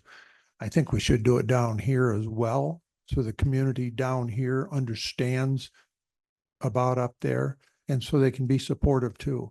I don't want to separate them is what I guess what I'm saying. If For sure. that's feasible. For sure. Yeah. For sure. Okay. So Yeah, that's actually part of the plan is a lot more meetings all over the place. The feasibility study by Frankie is a great idea. I've actually been in the middle of a feasibility study for probably the last 3 years because there's so many different components of it. And we were looking at a lot of different locations to try to put this base. And I mean, I can talk for a couple days just on the helicopter program. Specifically, because obviously I have a ton of background in it, but it's something that is desperately needed at the lake and not just for Douglas County and Tahoe Douglas Fire, but all of the communities around there. I think I talked back in June a little bit more about drawing in the dirt and the map. And on the California side, there's a big hole in their response area for their aircraft. And there's a lot of factors in why that happened in a history, but it was something when I was with CAL FIRE, I was trying to solve and I was trying to fix it. And I wasn't able to do it because CAL FIRE was doing a couple major projects. One was moving out of the Vietnam era helicopters, the Huey helicopters, and into the new Hawk helicopters that are state of the art. And that's a huge cost. And then they were also taking on a new air tanker program for the C-130s, 7 C-130 aircraft, which are the big 4-prop massive aircraft. That was all happening at my base and that I was responsible for, not my base, CAL FIRE taxpayers base, but the base I was responsible for at McClellan. And so there was too many other irons in the fire to deal with the lack of response to the lake and in that general area. And then when I left CAL FIRE and I came to Nevada side, I really realized how stripped we are on aircraft. I thought California had a problem in that area, but Nevada has a massive problem in it. We do have some firefighting aircraft in Nevada. We have some right here at the Minden Airport, 2 different programs, one that's run by Nevada Division of Forestry. And then there's a seasonal program run by the Humboldt-Toiyabe National Forest. They have a helicopter program that lasts 3 to 4 months each year. Those are different programs than what I'm talking about. I'm talking about a program that has rescue paramedics on it also and is staffed 365 days a year, 7 days a week, 24 hours a day. None of these aircraft that are down here respond at night. And fires happen at night, and sometimes they're really easy to put out at night. And what I've learned in my 30 plus, however many years in the fire service, which is a lot, I don't like to say it because it makes me feel really old, is I want the easy. I want to put the fire out when it's small and it's easy to put out, and I want to throw everything at it. And that's what this program would do. So we looked at a bunch of different sites, and you don't want to be right in a neighborhood. They are loud, they are noisy, there are things that go with them. And so you wanted to be in a position where when you were flying in and out of your base, you're not flying over neighborhoods and that kind of thing. And there's a lot of safety concerns that some of the parents that I've talked to, and I even have some employees that have students at the high school, and they have safety concerns for the students. All of that will be addressed and done. I can talk 2 days just on safety. I mean, I really can. And another 2 or 3 days just on maintenance and feasibility or, sustainability and contracts and you name it. But what we settled on was the county property that surrounds the high school and the high school property. There's a lot of land there that's unutilized. and it's in a position that it backs up to the U.S. Forest Service land. It's in the center of the district, and it's at the center of the lake. And it's a really good strategic location to not only service the lake, but to also service the surrounding areas. It's going to be a benefit down here into the far reaches of Douglas County. We actually have 21 different agencies, 20 fire departments, and 1 sheriff's department, our own Douglas County, that have said, hey, we want to be a part of this program. We want to support it. So you have 21 different agencies coming together. It's not just Tahoe Douglas Fire doing this helicopter program. Obviously, the educational piece that could tie to the CTE program, that's Tahoe Douglas Fire and Douglas County School District. But the service of the helicopter to the surrounding areas to help protect them is huge. And that reaches into Reno, Sparks, Truckee, all the way around the lake, Central Lyon County, Story County, because if there's a need and somebody needs to, get that fire put out quick or do a rescue, they're going to go do it. And so part of the feasibility study and the permitting that has to go on goes through TRPA. Obviously, we know a little bit about TRPA, and they have very strict regulations that are related to the EPA and the environment and everything else. That's the environmental review process, right? And then, so you have to do a noise study. You have to do all these different studies that go along with it to make sure that you're mitigating the project the right way. The FAA gets involved because it is an aircraft and it is an aircraft base, but it's not an airport. We're not going to be doing joyrides over the lake and over Eagle Falls. It's like if that helicopter is going somewhere, it's going for a purpose. It's either a part of the training process, which can be coordinated with the school. So we're not disrupting school when we're leaving to go do training, or when they're what we call spooling up. The helicopters, just like the fire engines, if you go to the fire station every morning, they have to check out all their vehicles, and they run their pumps, and they make sure the pump will pump water and their engines are good and everything else. They go through their checks, right? Helicopters are the same way in the fire service. You got to go through these checks and these spool ups. They take 9 to 12 minutes of spool up, but you're running the motors. Well, we're not going to do that right when the kids are in class. We're going to coordinate so that we're doing that ahead of the kids showing up, so that we're not a distraction. And we're not going to leave to go do training if the kids are in class or there's things going on. We're going to coordinate and work together on that. So there's all these little things that people have questions on that we can work out in the interim. A lot of safety items that go into play, a lot of regulations within the FAA that you have to follow on those guidelines. I think Doug's a pilot, so he knows about some of those safety requirements. There's just even a ton more on emergency response aircraft. And so all these safety things are going to come into play, and then we're going to have a big protocol. And obviously, if we accomplish what we're trying to do and we put that base at Watell or on the county property right next to it, we're going to work with our partners, and there's going to be training that goes with the teachers and the staff on where they can go and when they can go and that kind of thing, that we don't just let the kids walk into a helicopter blade, right? They're not tall enough, but there's things like that are just not going to happen because the safety regulations are going to be massive. So there's a ton of stuff that we have to work out. Included in that is, Frankie's got a great idea on public meetings just for our community and for our teachers and for our staff and for our parents specifically. That's awesome. But part of the TRPA requirements for the permitting is we've got to have a bunch of public meetings on anything that we're building up there. And so all that'll tie in together. And I've actually already done quite a few of these meetings throughout the 20 areas where the 21 agencies are about the program. And that's how we got the buy-in of where we're at. I'm not gonna make, blow smoke and make it sound like it's going to happen tomorrow. We have a long, long way to go. So the biggest thing that we're looking for you today with this agenda item is your approval to move forward with this concept so that I can start spending money that I have set aside on these studies and working with the TRPA on permitting and figuring out the best location for this to happen on this property with input from the school. And at every step of the way, the board is going to get to have some buy-in on that. You know, it's not just like tomorrow we're going to start building right behind the elementary school. Wait, we didn't know about that. No, we're going to know all about that as it goes on, right?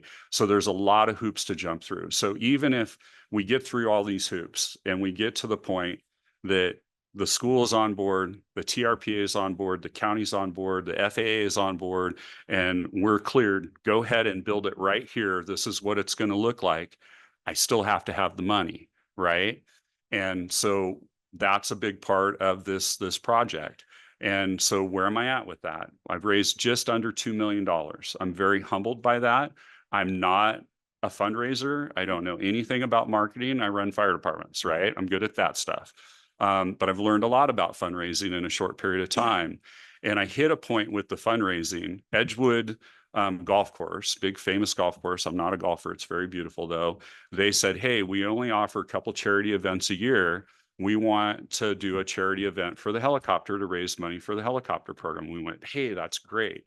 We don't know anything about how to do that. So we started looking into it and going through it. And then some of our donors that have already donated and some donors that say they're going to donate, but they haven't, they're like, hey, we're not trying to tell you what to do, but seriously, you should probably pump the brakes a little bit because we want to support this program, but we need to know what is it going to look like? What are you going to build? And where is it going to be? Once you do that, we're going to give you money, is what I've been told by multiple people. And so we did pump the brakes. We didn't do the golf tournament, and we're not doing an active campaign for fundraising. We're concentrating on where are we going to put it and what is it going to look like? Then we'll start that process again. And there's multiple parts to that. So all of our $2 million right now, we've raised by donations. And then on top of that, we have some sponsorships and some endowments. I didn't even know what an endowment was, but now that I know, I really wish I had one. But Parasol Community Foundation, which is a big nonprofit on the Nevada side of the lake, as you guys know, I gave a presentation to them. They opened a fund and had some donors put some money in. So some of the money that we've raised so far, a big portion of it is sitting with Parasol. And it's cool with them because with me being a government agency, I'm regulated by the state of Nevada Department of Taxation on how I can invest that money that's just sitting right now that we've raised. Where Parasol, they have some of the best investors in the world and they can aggressively go after that. So we kind of have two things going on. We sit on some money that we invest within our government abilities, and then Parasol sits on money that they can invest. And I've had people that they only want to give because they have a foundation, they want to give it to another foundation. And then I've had other people that don't want to give to the foundation, they want to give directly to the fire department. And so the donations are huge, but we also are working on grants because grants should be a part of this, right? The problem is that nobody's ever gotten a grant to start a program like this. So we're a first. And I've done some research, and maybe somebody can find out, but I have not been able to find any program like this in the world. The Coast Guard does a program for high school students where they help train pilots, but they're not part of an emergency response program. So if this thing goes the way that we want it to, because I have a whole business plan and all that stuff, is part of the program, and it's in my budget every year, is we're going to have flight simulators. And so kids are going to be able to access the flight simulators. The flight simulators are amazing these days. They're so accurate and so real life that for a lot of what you do in a flight simulator, you can count as actual flight hours flying a plane or in a helicopter, where it used to be, it only counted if you were actually in the air, which makes it way safer. You know, we're not going to let high school kids go fly a helicopter right now, but we're going to let them fly the simulator, right? Because if they crash the simulator, they don't die. So there's all these things that go with this program. So it's the initial cost of, it's the initial stuff that we're doing now, where we're going to put it and can we do it? And then it's the fundraising to get you off the ground, no pun intended, but get off the ground. And then you got my joke? I thought you'd laugh. And so then there's the sustainability piece. And so that's a whole nother conversation that I could talk a whole day on. But we already have some sponsors that that are in on the sustainability piece. One of them is NV Energy. NV Energy, I have a 3-year, $15 million contract with right now to do fuels reduction work. They hire helicopters all the time to fly in poles and do their lines and do their stuff.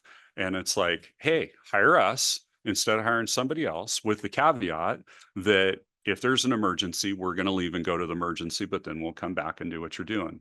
Same thing. We've had some preliminary talks with some of the resorts like Heavenly, who's run by Vail Corporation, who has multiple. They hire helicopters to do avalanche control and all kinds of different things on their resorts. We're saying, hey, hire us. You need to do rescues and that kind of stuff also. We'll do that for you. And you're also putting in money that's helping sustain a program that is not only protecting the community, but protecting them and their assets. You know, Sierra at Tahoe was pretty much destroyed in the Caldor fire. There was 750 local jobs that were provided by that resort that were lost. And they weren't able to open that next year, and it was devastating to them. And so having an asset that can jump in and put out a fire out quickly. Now, is it going to put a fire out when the wind's blowing 80 miles an hour and that fire is massive? No, it's not going to put that out, but it can make the difference in somebody living and dying, and it can make the difference in certain places burning or not burning, you know? So this is a huge undertaking. And some people think I'm out of my mind for trying to do it. But the bottom line is, I know that if we can pull this off, it's going to save lives and property immediately and probably long into the future. And what better to add to that than a CTE program that gives our kids additional things that they can learn? You know, so that if we're going to be successful with this program that you just voted on the last item, and it's only going to get better. But then if we tie the helicopter program to it, we're going to tie aeronautical engineering, which I don't know anything about, to it for all the really smart kids. We're going to tie, you know, flight training so they can work on getting their pilot's license. We're going to tie aviation maintenance and mechanical stuff to that so they can be mechanics for aircraft. We're going to do all of that, right? So the opportunities just keep, like you said, just keep expanding. So the bottom line, what we're looking for now is, I'm not looking for permission for, okay, you can build the base on the backside of Whitell High School. That's not what I'm asking. I'm asking for approval in the concept of what we're trying to do so that I can start spending money to start moving forward. And then you guys are going to make decisions as we go. Sure. That's where we're at. Now you know why I asked you to cover your background, because the people that's all sitting behind you needed to hear your background in order to understand how you're going to accomplish this. So that's the reason why. And I just want to reiterate that my number one priority is to protect our communities 110%. And we thank you for that. It's not about trying to get some kudos or make a name for myself by starting a helicopter. I can care less. I don't even want my name, anything associated with it. I just want to be able to protect our community. And I feel that we are not adequately protected. We have some great firefighters and some great fire departments in Northern Nevada and around the lake, but we don't have the assets that we need to protect ourselves, meaning air assets. They are critical, and we don't have them. We get access to them if they're available, but it's tough. On a regular basis, when we ask at the lake for a rescue helicopter, now I'm not talking a medical helicopter like Reach or CareFlight or CalStar that takes a patient from a hospital to another hospital or from a scene to a hospital. That's just an air ambulance. I'm talking about a rescue helicopter with paramedics on it, with hoist capability or rescue swimmers that can do the rescue and then start care. If we ask for that now at the lake, the closest one comes from California Highway Patrol, CHP, in Auburn. The last time we asked for one, we were told that we're fourth in line. They're on a call now. There's 3 calls in front of you, and we'll get you when we can. Most of the time when we ask for them, we're told no, that they're not available, because they're primarily a law enforcement helicopter and they get tied up with that also. In Nevada, we have the Guard, the National Guard, that can sometimes provide them, but the approval process for that is ridiculous. By the time you get approval, the emergency's over. And so we need something to be able to protect ourselves. Thank you for. Yeah, go ahead. Yeah. I will. There's a helicopter pad up in Tahoe City near the golf course there. It's associated with the Tahoe Truckee Airport. And I'm just wondering, what is that?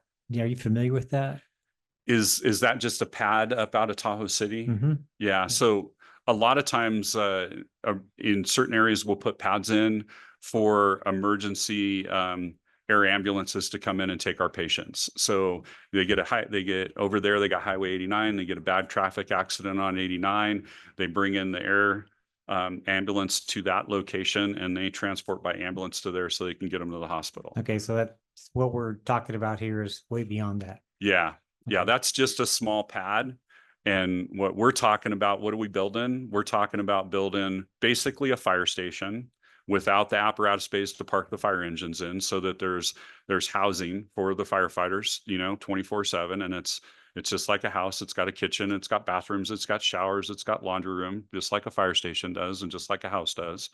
And then we're talking about a hangar to be able to park the helicopters inside. And I say helicopters because to run a program like this, it takes more than one helicopter because they have very strict maintenance cycles and inspection cycles that would take them down. So if we only have one, which is where we're going to probably start, we're going to eventually need to get to two so that we can rotate them in maintenance and inspection so that we always have one available for response.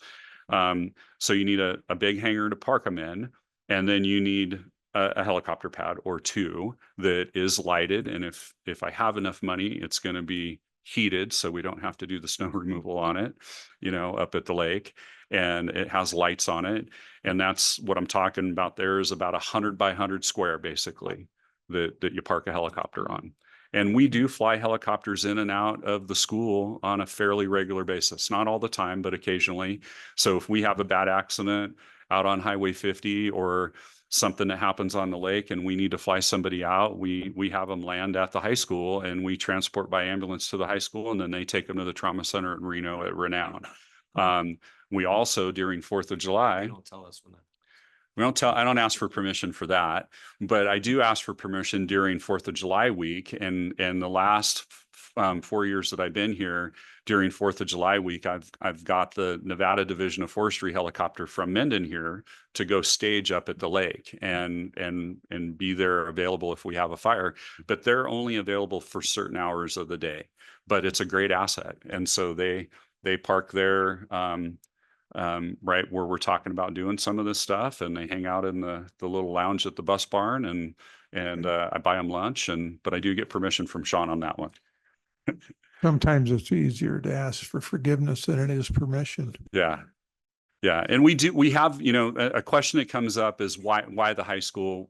Have we looked at other sites? Yes, we've looked at other sites. The county told me initially that, hey, we've got a lot of land up at the lake in different spots.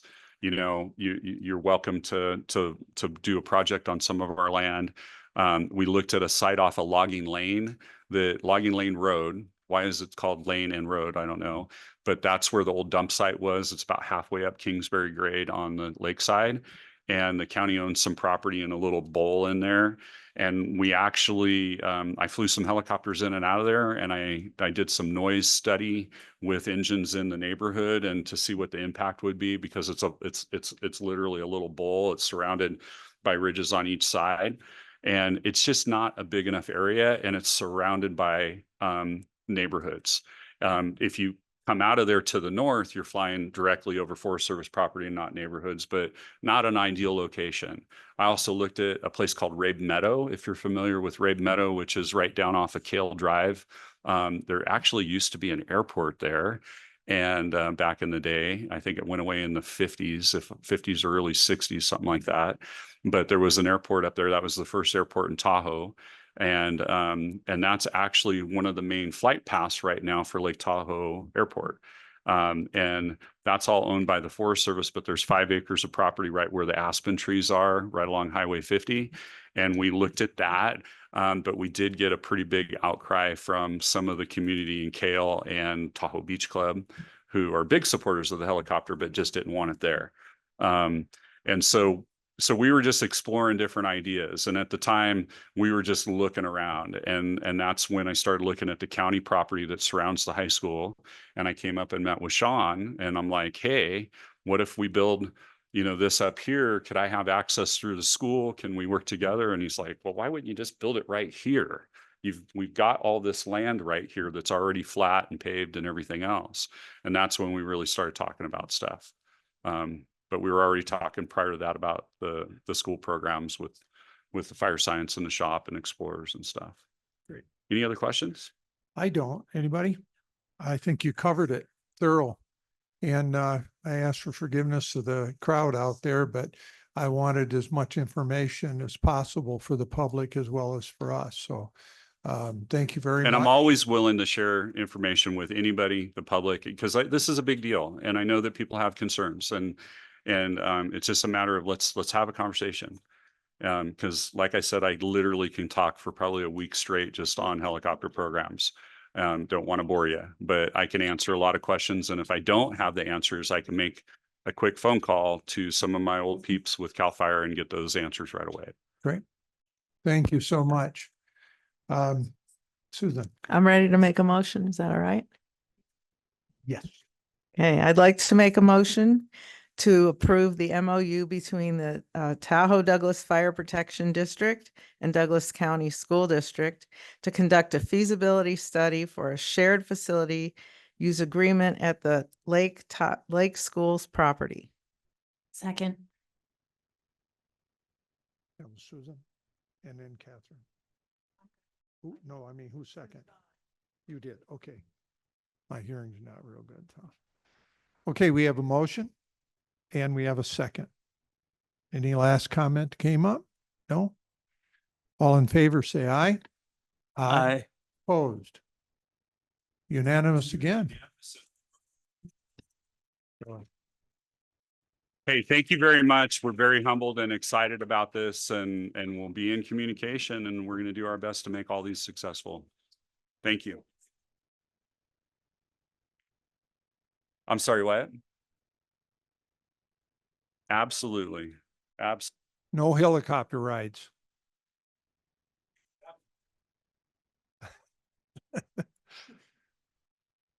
Thank you, Chief. Sean, thank you. Thank you. Okay. All right, number 10, discussion of role of legal counsel and development of board protocol. Discussion for possible action. Discussion really regarding role of legal counsel in regards to the district and board members to define perimeters for the board, for board members talking to legal counsel. Discussion for how and why the district uses legal counsel. Anybody want to start that off? Carrie? Sure. I have written something down. So the request for this agenda item was to have a discussion regarding the role and parameters of using legal counsel for the district and for board members. The purpose of it, in my mind, was to reduce the cost of legal counsel. It's my opinion that the superintendent and the board president can develop agendas and board meetings, or board meetings. The superintendent, the cabinet are capable of developing and revising board policy, administrative regulations, and supporting documents for board meetings. All issues of concern that arise to board members can and should first be discussed with the superintendent. Any legal consultation on the aforementioned items should be done by the superintendent or the cabinet. Board members should avoid personally contacting legal counsel when possible. We are public officials. If an individual board member is not satisfied with the resolution of any issue, then it should be discussed by the entire board at a public meeting. That's what I call transparency. So given that, this is a great start. I would make changes. I don't know if somebody else wants to discuss before we discuss changes. Discussion. Go ahead, Catherine. Okay, so when you're in a position like some of us are, to where you're being confronted with legal things relentlessly, there are some times that I feel I should be able to contact a lawyer when it has to do with myself anyway, and ask a question that is time sensitive. And I feel I should be able to do that. Now, to pick up the phone and just have a casual chit chat, I understand that's not appropriate. But if it's something that is personally legal to a board member, I believe they should have access to that lawyer anytime they need to. Thank you. Anyone else? Susan? I just want to agree with Catherine. You know, when you're hit with lawsuits and you're not sure what's going on, and it could be kind of scary, and you need some reassurance and explanation of what's going on, I think that's reasonable. I think that to abuse it and like, you know, no one's going to chit chat with the lawyer. That's not appropriate. But not that we don't want to, Kendra, but anyway, I think as long as it's done just for peace of mind or really understanding, it's a, you know, thank you. I think that there's a difference when you are personally involved in a legal issue than when we have a question from the public that comes up or an issue that comes up. And instead of going to our superintendent, who we should be contacting, I feel like, you know, we've gone to the lawyer first. And I think we need to pump the brakes just a little and say, you know what, we need to allow Mr. Alvarado to do his job. That's what we hired him to do. And so far he's doing a fantastic job. I think we are all in agreement there. And so I think that, I think we need to be mindful that we're not just sending off emails to legal and we're not making phone calls to legal, but that those things are going through Frankie first.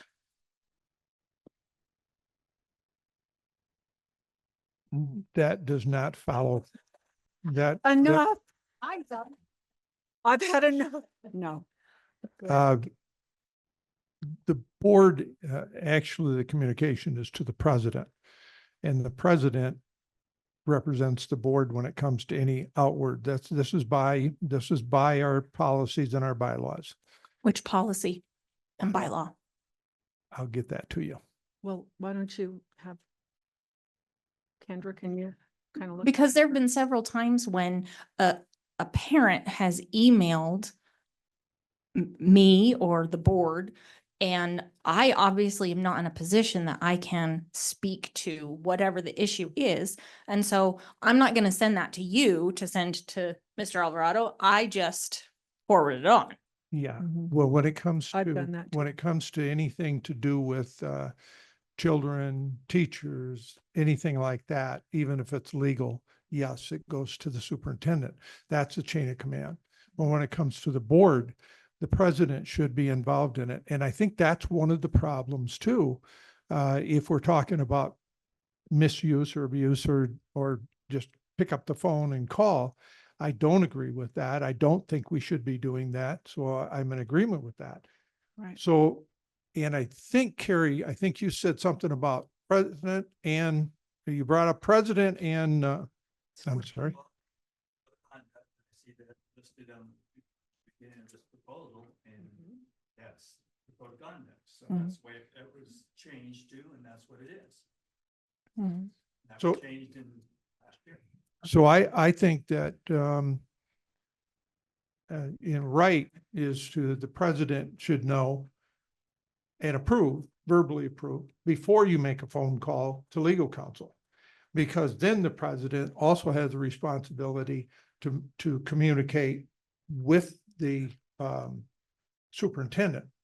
Now, I'm not talking about complaints from parents and stuff. I'm talking about legal issues that Catherine brought up. I'm in a lawsuit. Yeah, she doesn't need to be calling the unless they have the president's go ahead understanding. But it's usually about lawsuits is where we get into spending so much time on the phone. And that could be curbed if we just have forms of control. Superintendent, president. And that's what I think Carrie mentioned earlier. Go ahead. Just when we look here, I mean, I see in the first part, you have listed the board members go directly to board president and superintendent.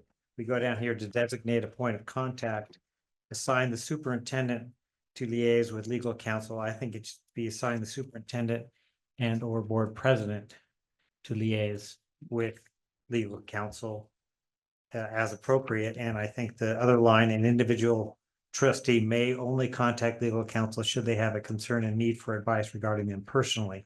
And so I'm certainly willing to abide by that. Yes. But I think in the first part, it should be superintendent and board president and or.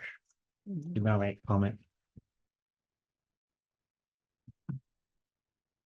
Anyone else? I'm actually good with the superintendent being the liaise with the legal counsel, because the board president knows about what's happening, but it's his job to run the business of the school district. So I disagree with that concept of it.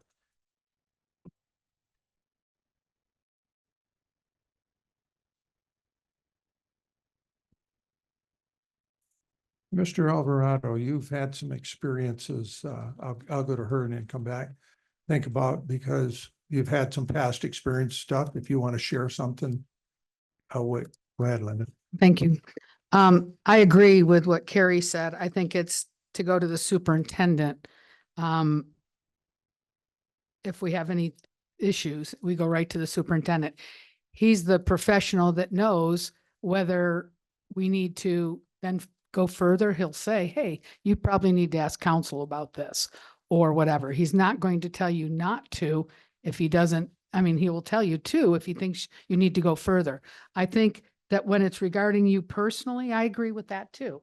That if you're being sued and you have something, you get something from somebody or whatever, that if it's a personal thing, but I just want to make a comment that in the last year and a half, the money that we've spent, and a lot of it was just getting emails from the public and taking them and forwarding them to Joey Gilbert instead of, it should have been to the superintendent. We spent a lot of money doing that and a lot on emails and phone calls that I believe were not about, personally about lawsuits. I think it was just circumventing our superintendent at the time. I think that was just making a statement. And I think now we have a superintendent that hopefully everyone up here trusts, that we can use him and his expertise on whenever we feel we're not sure whether we need to contact our lawyers or not, but that we run it past him first and let him give us his expertise and his guidance on these things. Thank you. Just for the record, I don't personally send emails on and phone calls and so forth. I just want to make that very clear. Thank you. I agree with Linda that now we do have a superintendent that I do trust and I feel comfortable talking to, and I didn't have that before, and I was the president, so it was a problem, but the problem has been resolved. Thank you, Frankie.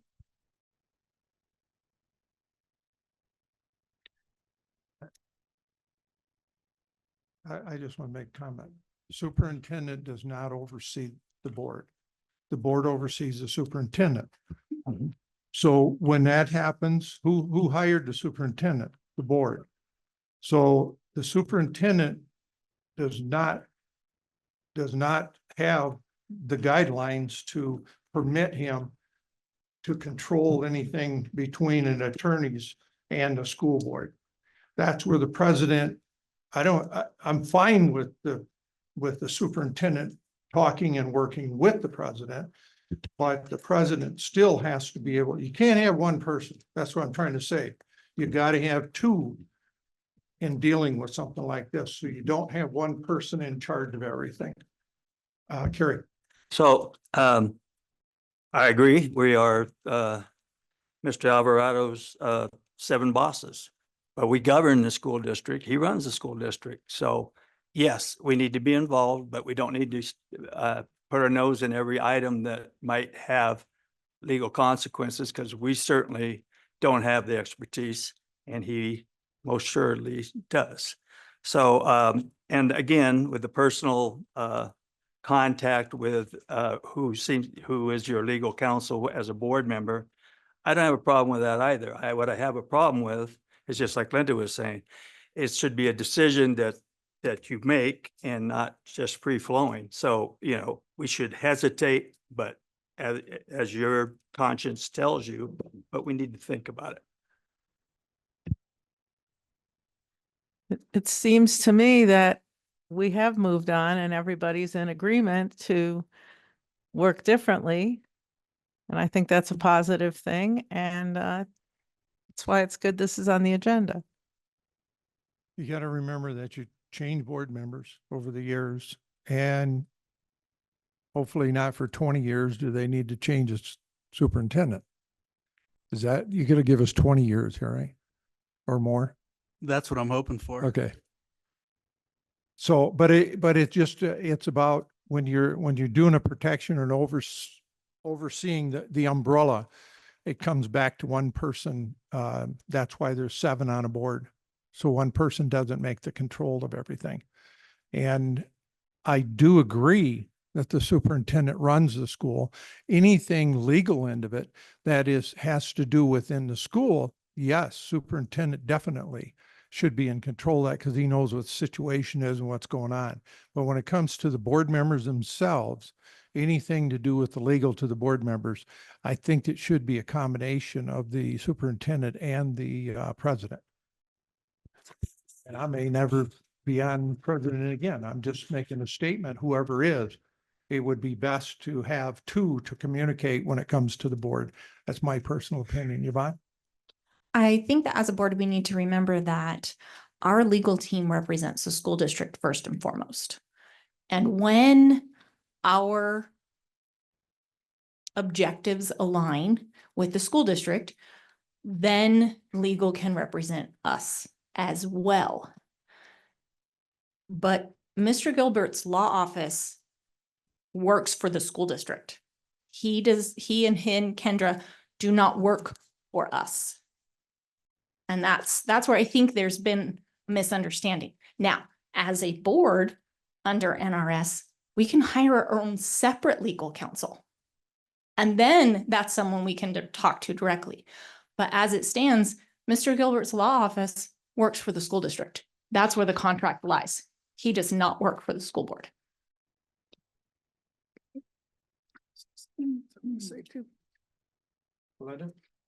Thank you. I think we've talked about communication and with the president and the superintendent.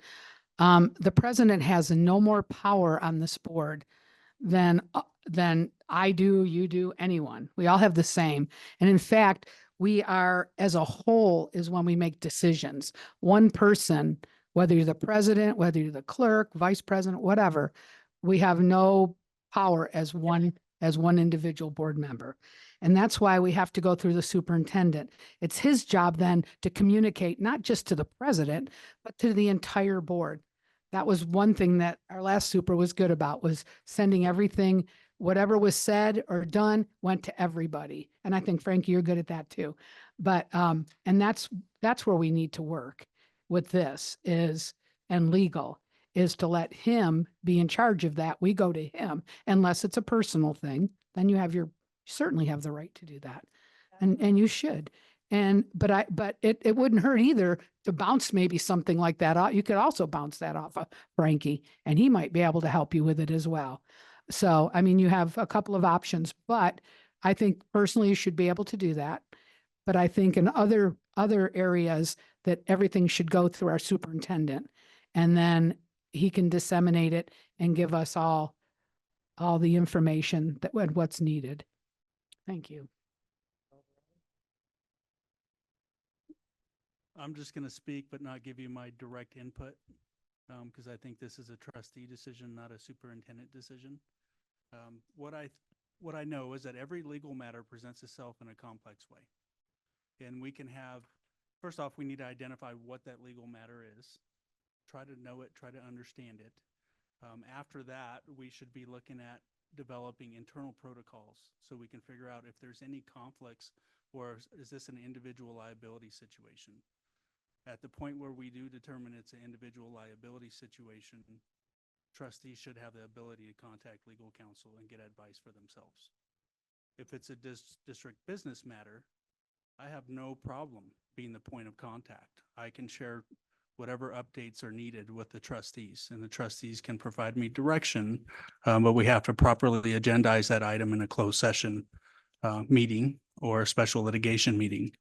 And so really it's up to the trustees to make a decision on what you're comfortable with. Me being the only person to consult legal is going to be a heavy burden. I plan on supporting multiple school sites in a district. Knowing the legal matters that we currently have, that's going to impede my ability to provide the support that I want to provide to our middle schools and our lake schools. And I think those schools really do need support from an administrator at the district office. Having the board president be the second liaison to legal, I don't see any issue with that. But ultimately, it's going to be your choice as trustees on what you're comfortable with.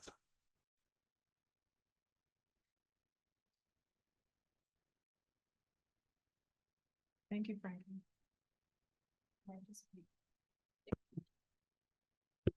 Just to piggyback off of Frankie's comment, maybe we should add some language that assign the superintendent and maybe a designated or a designee from the school district. That way, if he could appoint, say, Jeannie to consult with legal, she may have some HR questions, things along those lines, because as he said, there are different issues, and I believe that the employees or the directors will know how to properly bring those issues to legal. So we may want to add that language, because while we do want to limit, we don't want to handcuff people.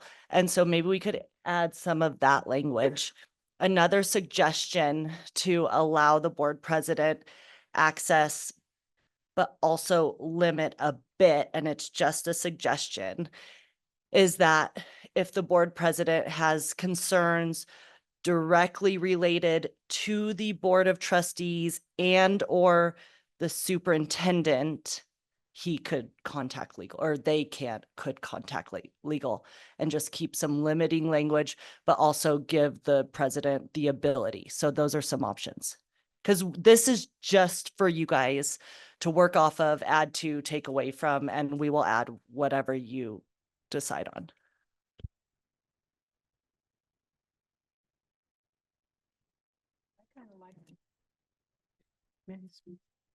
I kind of liked what Frankie said. I mean, there's no reason that Jeannie can't contact, she works closely with Frankie and contact the lawyer, legal, if she needs to. But I think all these little things, keeping it simple, I think just the two, that makes sense to me. I'm just going to say it. It doesn't have to be so. That's just my opinion. Thank you. Go ahead. So when we designate, say we add superintendent, board president, and or district cabinet member, do I as a trustee get to choose whom I contact? Well, so I would rather talk to Frankie than Jeannie, or Jeannie than Frankie, or Well, Jeannie really, You without over- superintendent, not, for Jeannie to do it, it would have to be a direction from the superintendent. Yeah, protocol is the superintendent. well, yes, but what you're saying is the point of contact could be superintendent or board president. But what if I want to go to superintendent instead of board president, or board president instead of superintendent? Do I have the choice is what I'm asking. Yeah, it's a good question. Here's my concern. And I think we need, this is not something that, we're not finding the actual answer. We have different ideas, multiple. I think we need to find out from other school districts what are they doing? Maybe they're doing something different that we are not thinking of. But I think we need to do a little bit more homework and find out. In fact, Mr. Alvarado, probably the easiest way would be to get a hold of the other superintendents. I can send a question out through the NAS platform. Yeah. Which has all the superintendents, but districts can contract with legal firms. They can contract with just one attorney by themselves, or they can hire in-house legal counsel, which would be an employee of the district. That could be. Those are all options. If so. Well, that's what I'm trying to think of. And I'm definitely in agreement about the money, too much money going out. So we have to look at how do we control that? How do we control it? And maybe we need to just find out and do more investigation. I don't want to have to make a decision and then get in a, big discussion and not come up with a concise and clear approach to it. So we all know if we're on the same page and know what we can and cannot do. Carrie. So, I agree. We need probably better language. I think we need the information that we might be able to mine from other districts. I think this needs to be brought back with a little more forgiving language. Yet I've never seen a real problem with the district itself creating too many problems. Sometimes it happens internally where you got a due process or something that goes south where it can be expensive. But beyond that, our problem was board members, not district members. So we as board members need to keep that in mind. And I do think that, as I said in my original discussion, was the fact that I added the superintendent or the cabinet. The cabinet definitely has responsibilities with legal counsel. HR does, special education does, Shannon does, with every person on that cabinet could make contact with legal counsel. It's never been a problem before, and it's a necessary thing to keep sanity in the district office. Yeah, I think Mr. Alvarado made a comment, and I think the comment was about in-house legal and stuff. And we have a lot of things that we should be looking at and not get hung up on one thing. Send everything to the superintendent and he can't do everything else that he's doing his job. Then he's got to pile it on somebody. I'm just saying, let's look at this in depth and get more information to make a wise decision. I agree. And I do think the superintendent needs to be aware of what's happening to the district legally. I agree. Just a Doug? suggestion is there a way maybe we as a board could just come up with our own kind of memo of understanding, or where we just say, look, we understand that as individual board members, we're not acting on our own, we're acting as a group.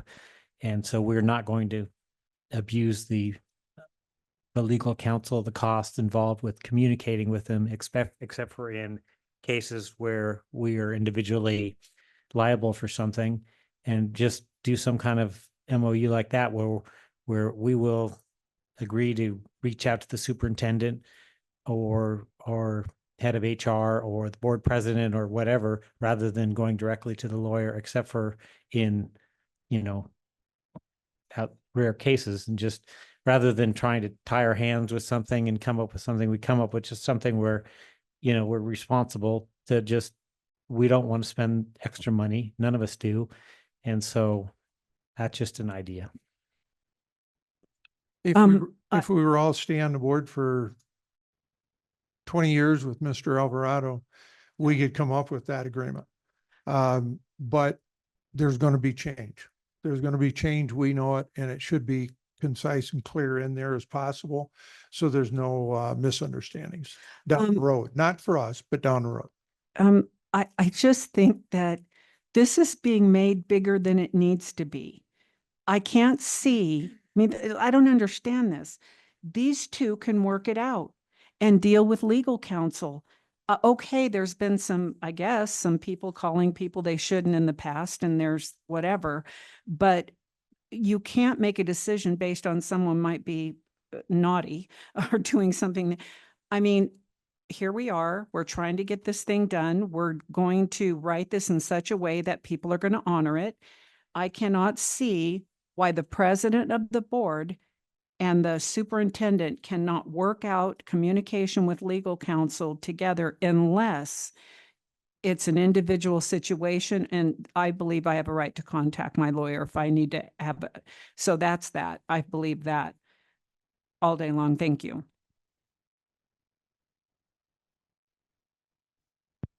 But I think that's what you need to remember is that he's not your lawyer. He's the district's lawyer.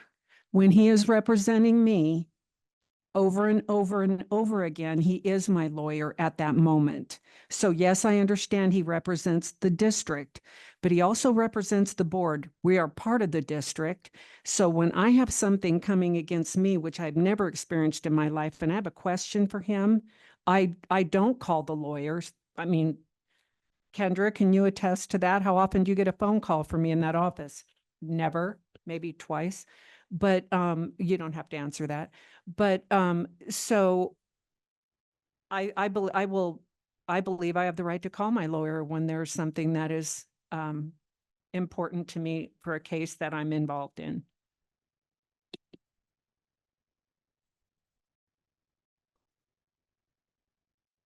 Mr. Alvarado, are you in agreement that we could get more information or not? Yeah, the board can choose to table this item and direct me to gather more information and be specific on the information that you want. And that way the superintendent is involved. Y'all like that? I have a question. Would that be looking back at past, what's happened in the past to see how we correct it? This agenda item is all about developing a protocol. So I see that as being from now on, right? And not yesterday and behind us.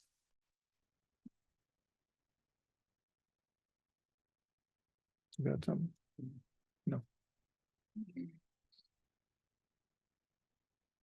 I'd try to make a motion, yeah.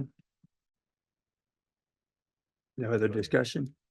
Go ahead, Karen. Okay, so I make a motion that the board table this agenda item and have Superintendent Mr. Alvarado and the cabinet bring back some information, share some information that might be of more appropriate nature to put parameters down. I second that. But I also want to bring it back next month. I don't want this dragged out.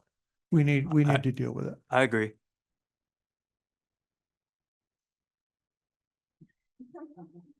Okay, we have a motion and a second. All in favor, say aye. Aye. Opposed? Pass unanimous. Thank you, Mr. Alvarado, for stepping up and working with us on that. Okay.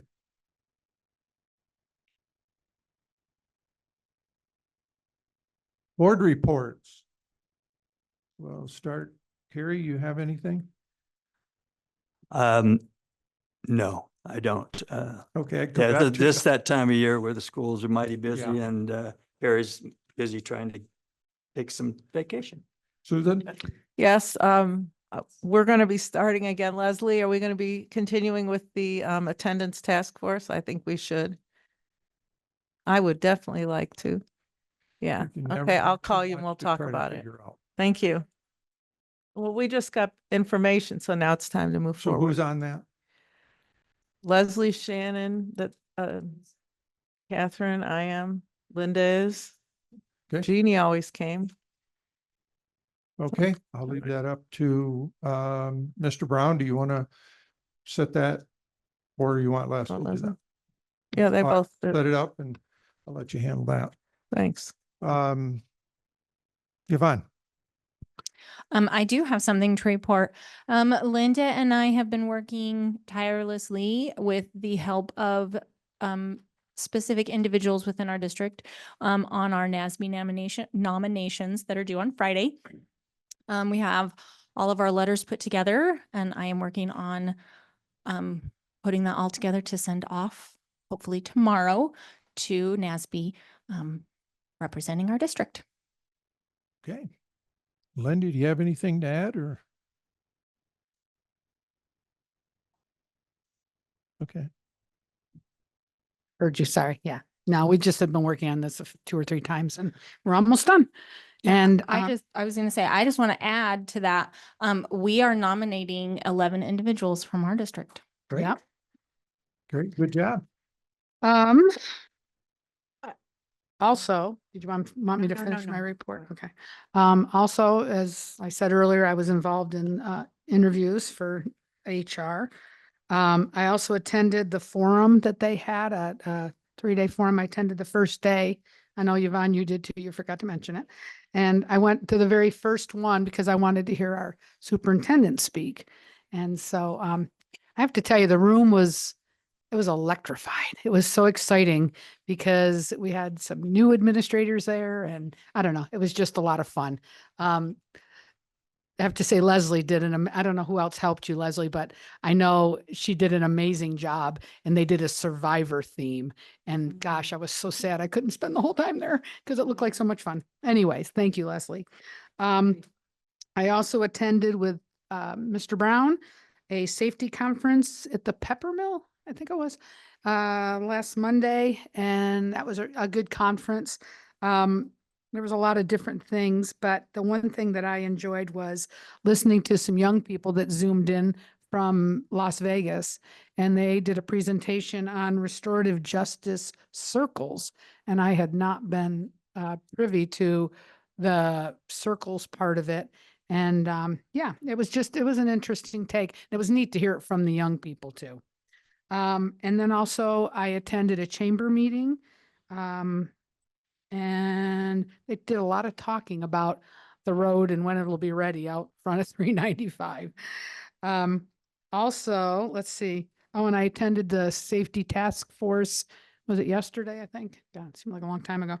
And that's where we had that I'm on that committee, and I was saying with Carrie, and it was great. It was a very well done presentation by Shannon and Deputy Myers, who talked about well, now you can see they're getting ready to fence off the high school. They've got the posts up to have that totally enclosed for safety. And then they talked about what are these things called? Radios. Thank you. Couldn't pull the word out. Radios, which is really exciting to see how that's going to come out into our district. The last thing I wanted to talk about was the Parks and Rec. I did not attend the meeting, but I went by this morning to get the update so that I could share what's happened. And the thing that really has to do with the school district is the Warrior Way paid parking program that we started with. We collaborated with this Parks and Rec.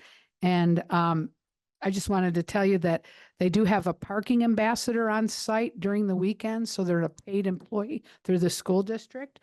There's no cash involved at all up there. All fees are collected through electronic payments. There's license plates readers on site. They've estimated that $30,000 in expenses from June 1st to August 5th is what they've had. And what that was, it involved signage, dumpsters, Sani huts, and then that salary for the employee. 43 cars were ticketed and towed over the 4th of July weekend. And these were cars that were along Highway 50 that got towed. And they have an impound area there a temporary one. It'll come down after Labor Day, I think, and where they took them. So yeah, that happened. So these numbers are from June through August. The month of June, they collected over $21,000 in fees. July, over $88,000. And up to August 5th, just less than a week, over to almost $13,000. So the revenue to date so far is $122,930. And that's like just found money. It's very exciting. They're collecting an average of around 9 to 12,000 each weekend. There were 2,661 paid parking cars and 465 cars that parked up there were Douglas County residents. So about 15%. And so they'll know by October. They don't charge the Douglas, no, it's free. Yeah, no, that was always their big thing, was that they're not going to charge local residents, which I think is awesome. It's nice that we get a little something.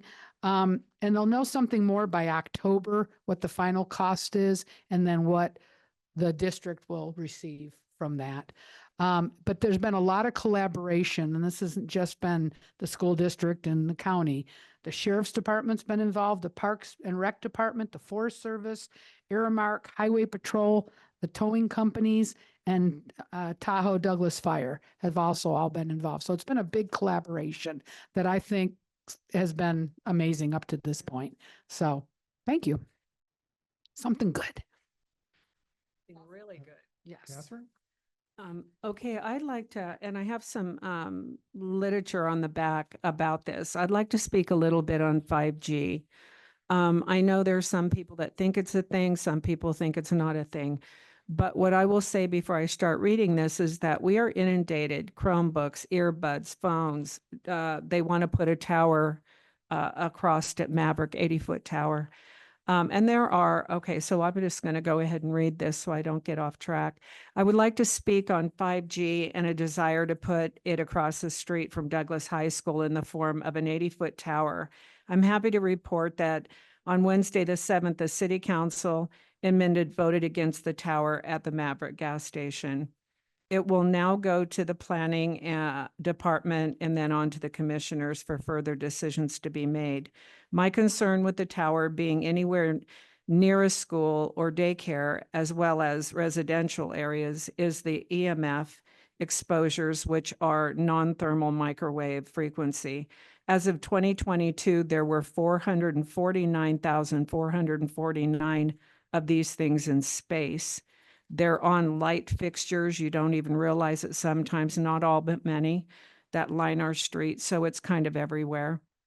So there were 250,000 of the 4G towers across the United States when 4G started. 5G is a completely different animal and was added a bunch more during the COVID lockdown. 5G is not your 2, 3, and 4G of yesterday.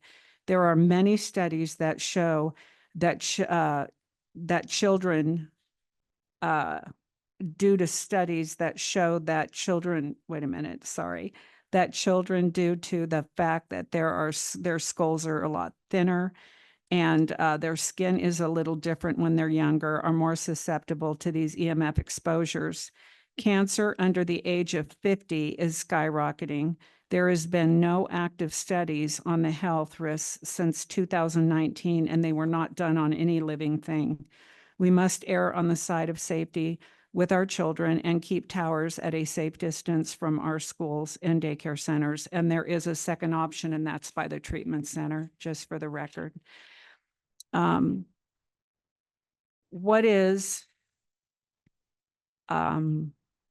considered safe is all, sorry, you guys, what is considered safe is all over the place. It looks like the most consistent number is, as far as safety and distance from schools, residential, whatever, is 1,500 feet. I've looked at many different numbers. So 1,500 comes up all the time. And Verizon wants to put in at the Maverick station, that is 1,330 feet from Douglas High School. Think about phones, earbuds, Chromebooks, and all these huge towers collectively and how they must be affecting our children and living things in general. I'm to understand that taxpayers gave $30 million to Verizon for a health study and it was never done. So it's just something I think we need to look at. There are things we were told were safe that down the road found out weren't, and then it's too late, and then you're in damage control. So it's something worth looking at. Thank you.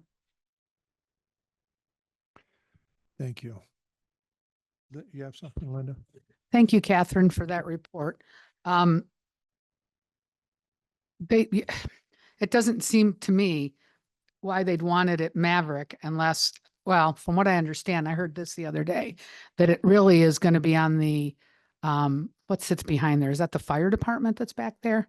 And that they get paid buku money for putting a tower on their property is what I understand. That's what somebody told me, but I don't know. So, I mean, I get that, but if there are alternatives, why not? Why would we not want to, other than the fact of the money that they get, but why would we not want to put it I mean, we have so much open land here too. Why could we not put it, you know? I mean, I'm not asking you, I know how you feel, but I'm just saying, it seems if 1,500 feet is what it seems like the safe, then I don't know, just seems like a no-brainer why you'd take a chance to put it around kids if you didn't. If you had another choice, that's all, other than the money aspect, and I get that. And the money, right? Yeah, Money, it's all money, about the money. money, right? But the thing is that I'm to understand, I think there's, and I believe I heard $80,000 initially for equipment and then $1,000 a month. So I think that what I'm seeing with these people like Verizon is they know that public entities do need money, and they're the ones that are being petitioned for these towers, whether it's the fire department, around schools, whatever, fire stations. And I don't begrudge that they need the help. I'm just saying, when it comes to the effect on children and they are bombarded with these microwaves, it's worth looking at. Thank you. Yeah, I don't think we have a clue what's going on today with how dangerous things are. If you're my age, you look back, I can remember when in my younger years, remember one person that had cancer. One. That was my aunt. Nobody else. And now, how many people do you know? A lot. Something's doing it. I'm not saying exactly that, but something is, and crazy. Anyway, you done? Okay. All right. I was pretty much with Linda on the, I came the next day at that, and that's kind of fun. So you made it fun and you learned. So that was great. Good team building and stuff, and I had fun. I enjoyed it. I'm on 2 committees, but nothing happens until school starts on these 2. So I don't have a report for that. So guess who's next? Mr. Alvarado? No, Doug did. He already passed. So he wanted to hear from you, so he passed it to you. Sounds good. Oh. Thank you for that. Really, can we take like a quick break? Yeah, let's take a 15-minute break. Sorry, Mr. Allen. Session. Huh? We'll reverse it. No, let's take that 15-minute break now, and we'll come back. But we're moving it now, the closed session. We don't have anything for that. We'll have to address it. I'd like to make a motion to have a closed session.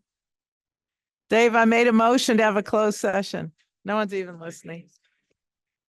We spend that. Other than that, I want to move it. We're almost done here. And that's not right. It's 6:35. Well, see, I was gonna resist, but now I gotta go get a beat. Well. No, I can't do it. Yes. We don't have anything, right? I don't. Well, then if you don't, we don't need closed session. I was gonna say to everybody, well, she wouldn't even answer the phone if I call. Gotta be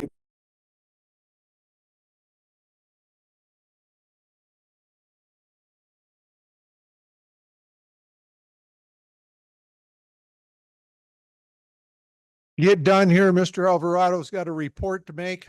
That'll be at least 45 minutes to an hour.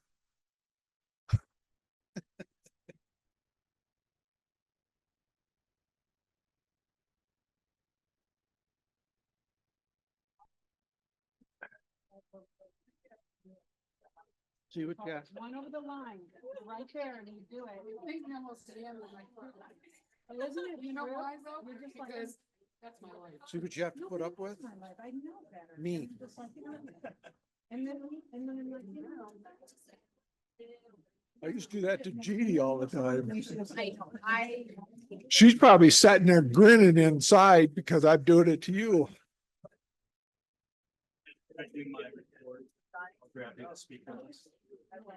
Do what?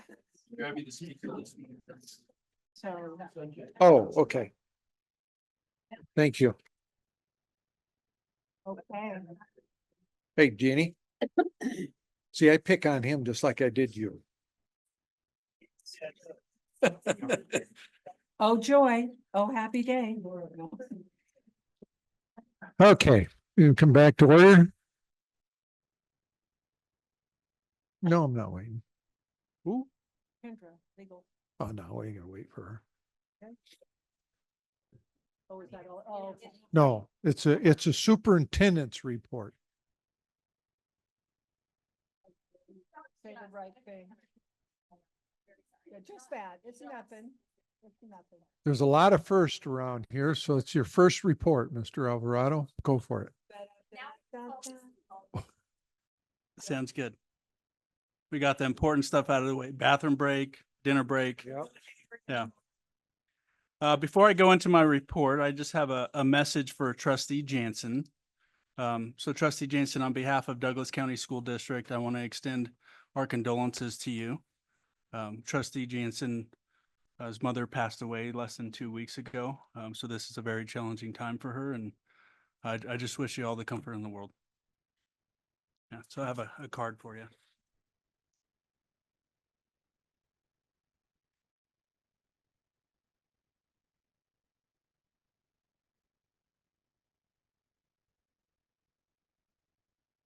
All right, as I jump into my report, I want to acknowledge the donations that the district has received. So we have donations to the Douglas High School Automotive Program, and I want to give a shout out to Cindy Jackson for donating a 2000 Ford Expedition, James Kent for donating a 2006 GMC Envoy Denali, and Timothy Gahn for donating a 2004 Dodge Durango. So that program will greatly benefit from these three vehicles to work on for this school year. Turn off your mic. I don't know. Okay, so in my first month here in Douglas County, I've received a warm welcome from the entire school community. And I just want to extend some gratitude for that. I really feel that that's helped me start off on the right foot and really help develop some relationships and connections with our school employees, which is important to me. So first person that I'd like to give gratitude is my administrative assistant, Annie Lopez. She's done a great job of helping me stay organized, manage my calendar, and connecting with people to get on my calendar. And I can tell you there's been probably over 100 meetings that I've had in my first month here. Additionally, I'd like to thank Shannon and Leslie and the cabinet team, Jeannie as well. They did a fantastic job of planning our leadership forum. All I had to do is show up and speak. So that was nice. And I got to participate in a great Survivor game. It was themed very well. And our administrators and our classified leaders were energized and ready to start the year. And it was nice to be involved in that process. I want to thank Phil and Bill for making sure that our facilities and our grounds were ready to open. We did have a scare last week where the local pipe fitting union did go on strike for about 4 days. Thankfully, they came to an agreement and our schools are scheduled to have a completion of Thursday. So George Wattell High School will be done as well as Carson Valley Middle School ready for day one. And that's thanks to Phil and Bill and their work. I also want to thank all of our classified employees in both of those departments. You know, they did all the hard work in preparing our grounds and our schools for our students and for our teachers. I want to thank our principals and APs for doing all the logistical work, all the administrative work, and preparing class schedules, assigning students, communicating out with our parents, and also our transportation department. Blair and Ashley have made some cuts to routes, which has not been an easy task. They've even come up with creative ideas to provide busing from the valley up to the lake schools, which could tremendously help the enrollment there. I did message that out briefly today in my message out to parents and families.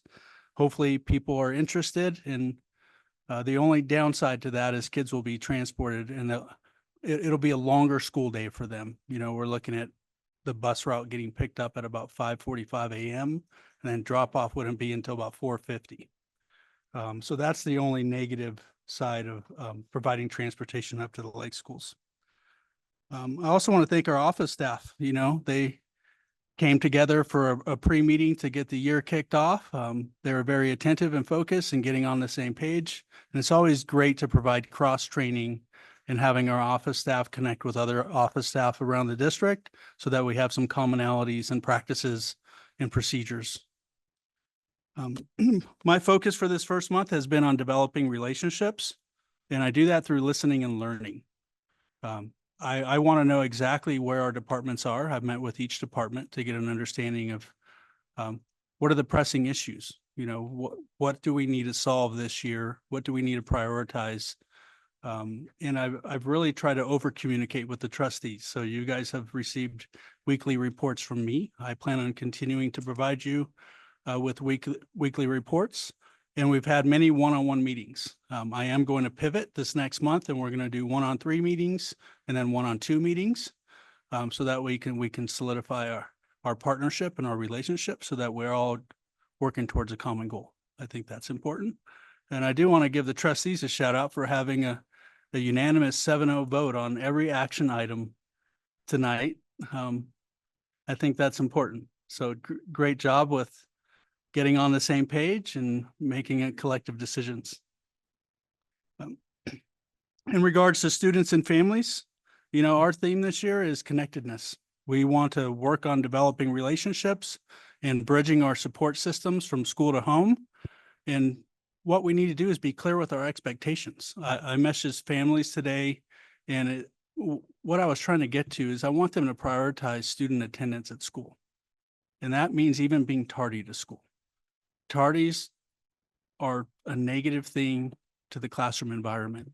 Kids are distracted when other kids come in late. Those kids that come in late need to be caught up at some point during the school day, at lunch, after school, which is an extra burden to our educators. But also we need to, within that web of support, we need to make sure that we are providing that platform for parents to be connected with the school site. And so I also messaged about cell phones. In a neighboring district just north of us, they are putting very strict limits on cell phone use. My personal philosophy is we need to teach our kids to be rule-following citizens. Ultimately, the trustees have the final authority on what policy we adopt with cell phones. But if I want us all to be just on the same page with the expectation being cell phones are not utilized during instructional time. There's natural points throughout the school day where kids can utilize those responsibly. And from there, I think if we're clear with our expectations and we're developing relationships with our parents, our kids are going to thrive. And that's really important to me. Yeah, so that's my report for month one. I'm looking forward to the first day of school, and that's going to come quick on Monday. And the cabinet team, as a tradition, has always gone to every school site. I plan on keeping that tradition. And so we will visit every school site on day one. And it'll be great to see smiling student faces, meet some staff.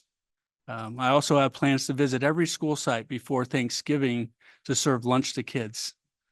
So if I keep this beard, I'm going to have to wear a beard net. You all have to promise me not to post a picture on social media or not to send it anywhere. Yeah, a beard net. Yeah, really. Yeah. To come with me. Yeah. Yeah. I like that. I will also visit every school to provide lunch to staff. And so I'll be in the staff room eating lunch with teachers available so that they can ask me questions and we can start developing a positive working relationship. So there's a lot of work ahead for all of us. And I'm just happy to be here. And I feel very grateful to have been selected for this position. So thank you all. And I'm having a great time in month one. We'll see where month two goes. Yeah.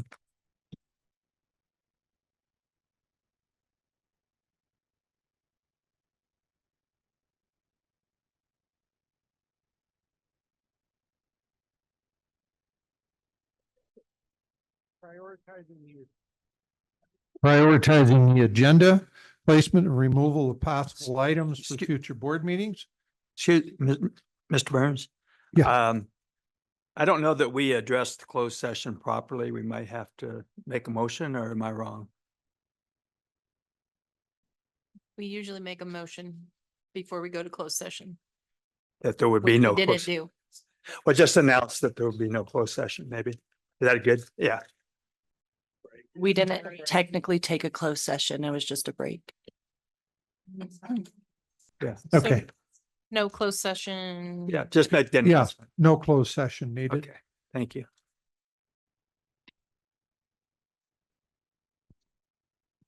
You know what? I forgot one thing. If you guys can allow me to speak Nope. just for a Go few more ahead. minutes. I want to welcome Taylor Cunningham. She's one of our new SROs for Douglas County Sheriff. And then just want to acknowledge the great work that Deputy Karosich does for us. Thank you. Yep.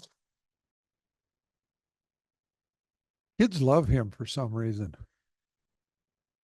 I know they do. I've seen it. Yeah. Okay, the board will seek request from its members for items to be placed on and or removed from future meeting agendas in accordance with its bylaws. Board will discuss all agenda items on the list and prioritize those it wishes to come forward at the next board meeting and or vote to remove items completely from the list. Yes. Yvonne. As I was reading through the list, I noticed that there are 3 items that say next to it assigned to superintendent. Is that something that you and Mr. Alvarado agreed on? The what? Did the two of you agree on that? On what? The assigned to superintendent that's put beside these on the item number 14 on the, That's something I talked to the trustees, officers about. So. oh, okay. Oh, okay. Yeah, it was an officer-based decision. Okay, Sorry, I'm that's getting- fine. I'm So getting- does that mean that they can come off of our? Well, that's up to the trustees. If you mean if they're completed. Has there, well, Yeah, so the plan, Yvonne, because you're not busy enough. Let's add some more things. the plan is to assign a task force to do work. That task Yeah. force would then come to a board workshop and provide education to the board Okay, to make a decision. all right, thank you. That was easy for me. Okay. Let's start. Carrie, you have anything? No, I have no new items, and I think that we had talked about bringing obviously this back next month. The discussion on item 10. Okay. Susie? No, Nothing? no. Okay. Yvonne? My 2 things have been assigned to superintendent, so we will address those when the time comes. Great. Linda? No. Catherine? Doug? I see you have some of the items I was concerned about that are on the next meeting, so. I'm good. Yeah, I've never seen that. Here we are. Here we are. You didn't have anything? No. Do you have anything, Mr. Alvarado, that you want on the agenda or taken off? Yeah, there's 2 items. I'd like to have a leadership presentation from one of our school sites. And then I'd like that to be a standing item for the remainder of of the school year. And I would put together a PowerPoint template for the principals to come up and talk about their school, highlight a student program, and share information with the trustees.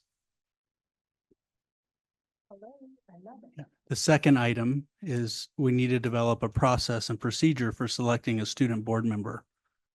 So I want to work with the secondary principals, come up with the process. Then they can follow that process at the school site to identify student board members to participate this year. And then we can invite them to be participants. If you're just going to take the policy that we have and Well, you didn't approve a policy, you approved the concept of allowing a student board member. I don't know if we need a policy. I think we can. was that, I have something important to me concerning that, and I mentioned it at the last meeting, Dave, and Okay. I Yeah, spoke to him go ahead. about it. You know, it's tempting to want to take the high functioning student that's doing everything right and all of that. And I agree that that's a good thing. But when we want a view of the students and how they view their education, I implore you to take from all types of students, even those that are very much on the fringe. I want to hear from all students, not just those that are succeeding, if that's possible. Thank you.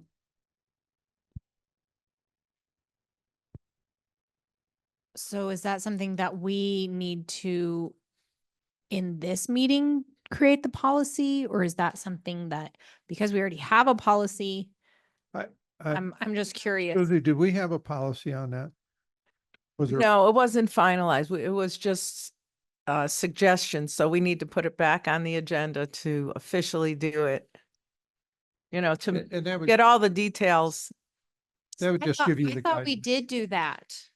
We did, but I don't think that it was finalized. I thought we did. It wasn't. So a that's up specific- to that's Yeah, up I- to the school. I thought we left that up to the school. Okay, so what I'm saying to the superintendent, if this is what we are doing to hear from all students to get an idea of what's going on out in student land, I think we need to hear from all students. I can't say it enough, not just those that are succeeding. And I want those too, but I want to hear from all of them. Because there's layers in our education of different students' experiences. So I'd like to hear from all of them. I would just ask that you would look at that. Thank you. I agree with that. And it's possible that if you chose certain ones and the one person that's on the board, the one student that's on the board, then gets those and brings them to the board and speaks. In other words, you know, Sam wrote this and then they read that, because to have we can't have 6 students on the board at once. So, but we can hear from them through the one that sits on the board. Just an idea.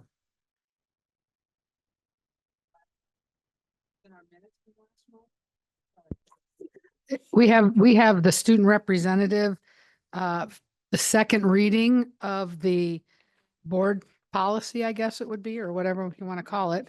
And it was for possible action.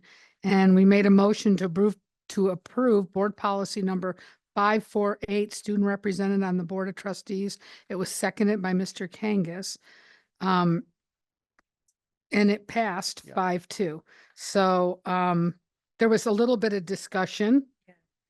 But at the end of it, after the discussion, we took a vote, and Burns, Engelkirk, Kangas, Gilkerson, and Wagstaff voted yes. Okay. And Dickerson Jansen said nay. So Well, we I- did pass I it. see that you've marked out where I just started to highlight. yeah. That's all. I was just, Okay, well, that's fine, but there's no detail about what type of student. Look, what I'm saying is that we always talk about all students. We want to recognize all students. If that is true, then I'm just saying if there's any way to talk to the principals or whoever is going to do this, please involve all students. That's all I'm saying. Thank you. I agree. Hold up. Doug just brought my attention. He's right. We cannot discuss these. We either want them on, but Linda clarified, that's what I thought was in there. I thought we did that. So yes, we did. So now, if you want something to add to that or whatever, then we need to put it on the agenda, but we cannot discuss it at this point. Right, because then it'll be a. So I have a question. So we have the policy. Would the rest of it fall under the administrative regulations? Well, So it- at that point, we don't have to adopt the regulations, do we? That's just something that happens Superintendent in, Develops the regulations. right, and that's the so- work that needs to happen. so that basically what you're wanting on the agenda for next month doesn't need to be on the agenda because, right? Legal. Right, so I pulled up the policy. So the selection process, a student representative from each district high school will be selected by the administration from the junior and senior classes based on criteria such as demonstrated leadership, communication skills, and commitment to the school community. I guess, hey, I'm human. I didn't fully get that because I was really petitioning for all students. And what I'm saying is that, yes, I'm not poo-pooing that. Okay, my granddaughter's in the GATE program. I understand that we want to recognize those that are achieving and they're doing it all right. What I am saying is if this is about hearing from the students and their experience in education, then we need to hear from all students, is all I'm saying.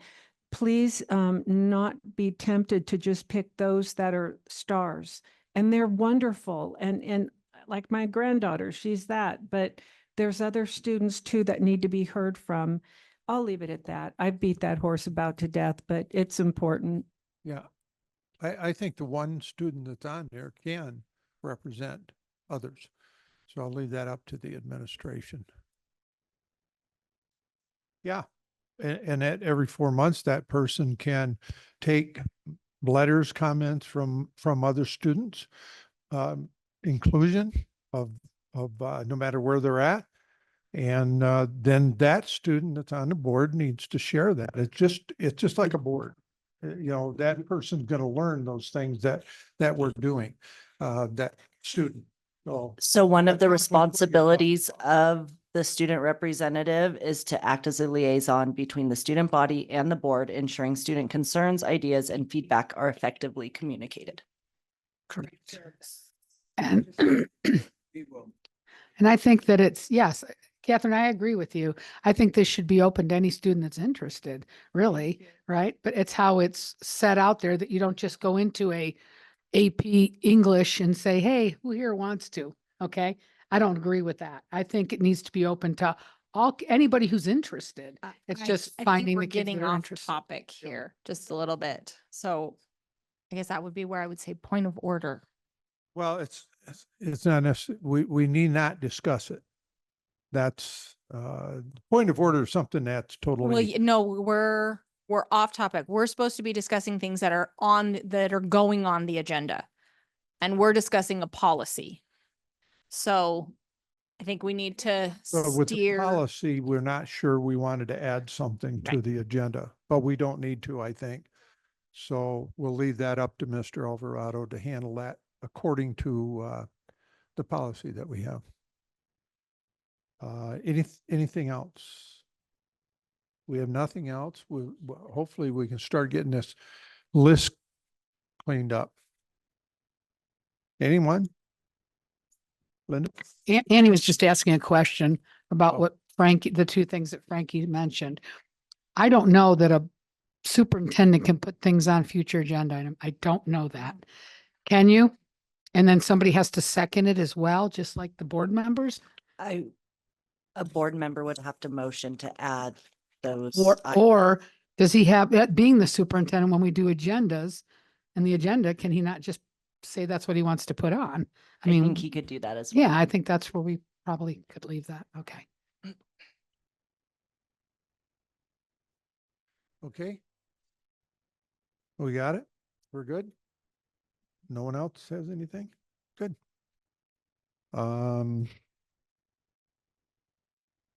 Move on. Public comments. This is just a reminder. I'm not beating up on anybody. We just want to try to get it in the process of everything. Please, when you speak to the board as a whole and not individuals as boards. Even if it's about one, please speak to all the board members.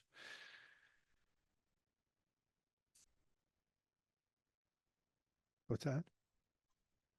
Nothing on the agenda. This is anything after. You want to tell Mr. Alvarado how wonderful he is? I'm sure that's just fine. Okay, first one's Davis Seat.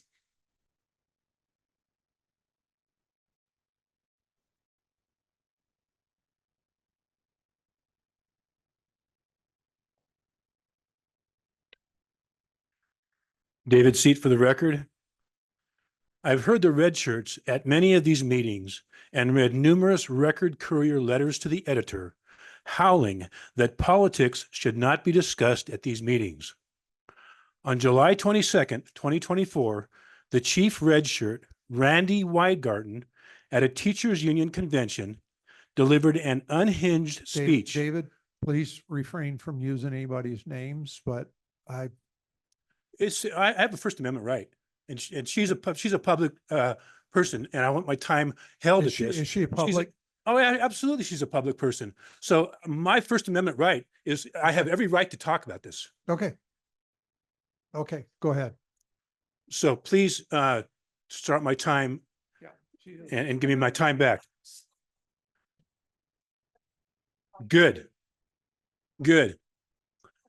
I have heard the red shirts at many of these meetings and read numerous Record Courier letters to the editor howling that politics should not be discussed at these meetings. On July 22nd, 2024, the chief red shirt, Randy Weingarten, at a teachers union convention, delivered an unhinged speech to a wildly enthusiastic crowd of teachers union representatives and teachers. She warned of fascism and violence, those are quotes, if Trump is reelected, while wildly flailing her arms about, jumping up and down, pounding the podium and screaming to the assembled clapping seals. To the red shirts, I say, the gloves are off. Kamala Harris got her start in politics by banging the powerful Democrat, Willie Brown. She was his mattress mistress. In a street vernacular, a slut whore. For 3 years plus, she attempted to cover. I want my time stopped. It's all in public. It's all been out in the public. Oh, good. Well, I'm gonna say fuck you when I get up there. Oh, no, no. Oh, Wait a minute. needs to go.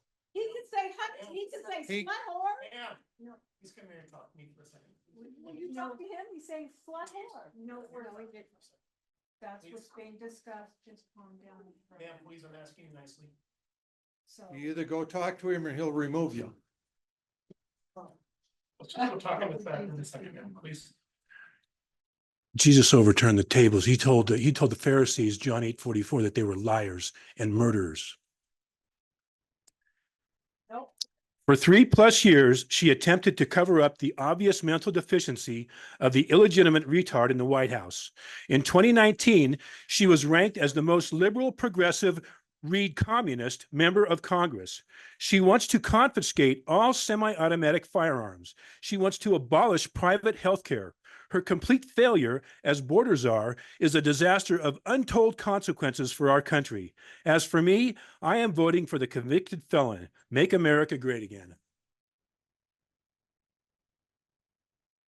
Okay. Is it Ben Johnson? Ben? Is Ben Johnson here? Okay. Dana Engelkirk.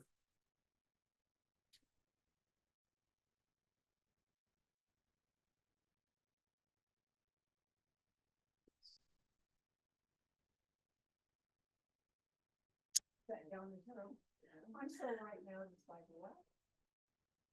Thank you, board members and new people to the board.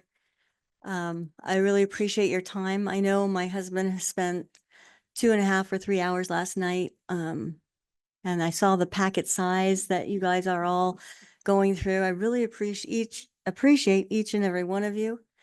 And I am just thrilled that there's so many diverse people on this board, because I think that is what's important. That's what America's all about. Having opinions on completely different sides and coming to solutions. And I saw that tonight with unanimous votes across the board. So thank you for today and moving forward. And I just love Douglas County, and I keep thinking, you know, in 4 years, in 10 years, we're all going to be community members, and we're going to be on the golf course together, and we're going to be at fundraisers together. So I appreciate each one of you coming and from your various points, hearing, being validated and affirmed by each other, and coming to a solution in the middle. Yay for Douglas County School Board. You're doing great. I appreciate each one of you, especially Doug Engelkirk.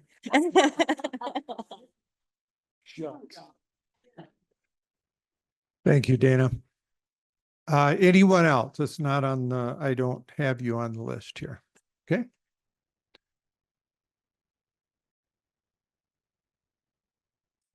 Yeah. You have one? Okay. Soon as she's done.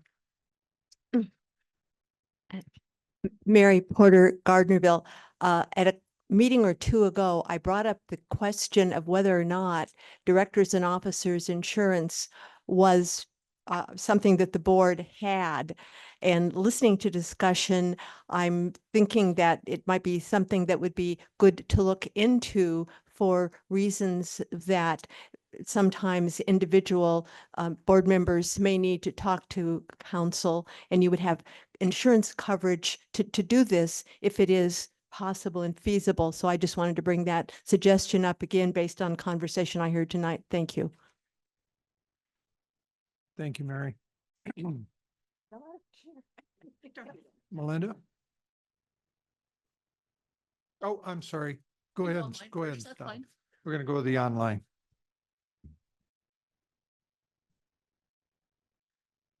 Hi, Chris. This is Jesse. Can you hear us? Can you hear me? Yes, we can. You're good to go. Thank you.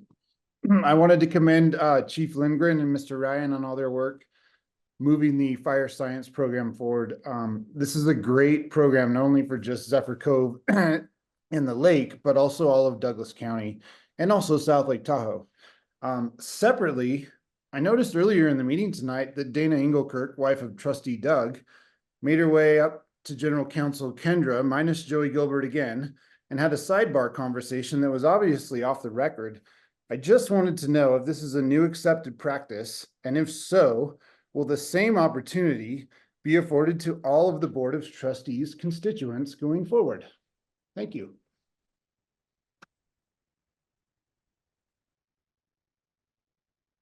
Okay. Melinda, you got another one? Go ahead, Melinda, and then we'll go back to online. All right, Melinda Knighting for the record. I too wanted to welcome Mr. Alvarado. I've gotten your emails. I have a daughter, so thank you for communicating with the parents. That's important. My one concern is a couple of meetings ago, you were discussing the fence around Douglas High School, and it was said that not all the buildings were going to be included. I don't know if all the buildings are going to be included now, but my daughters are going to be out in one of those buildings, and heaven forbid something happened. I'm not comfortable with the buildings locked and everyone else fenced but her and whoever else is out in those buildings. I didn't know if we ever got any more money that we could fence all the buildings in Douglas or not, but just a concern. Anyway, thank you for your service. Thank you. Online? Hello, can you hear us? Yes, can you hear me? Yes, ma'am. Go ahead. Thank you. This is Martha Betcher from Minden. It's good to see Mr. Alvarado sitting in that seat. I'm happy that we have a superintendent. I just want to comment on the legal fees issue.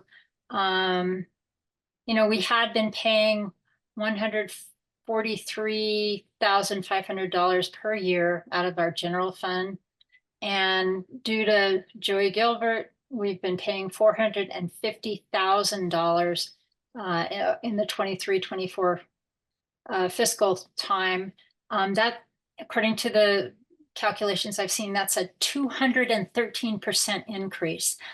I hope the board is addressing some of these issues that have caused this increase in fees. I think it's ridiculous. Thank you for letting me speak. Have a good evening. Okay, anyone else online? Okay, go ahead. Oh, no, we're done. Oh, we're done. Okay. Anyone else? My goodness, it's only 8. Seven thirty. 7:30. Oh, What? Meeting adjourned. Oh. We can go home before midnight. I have my.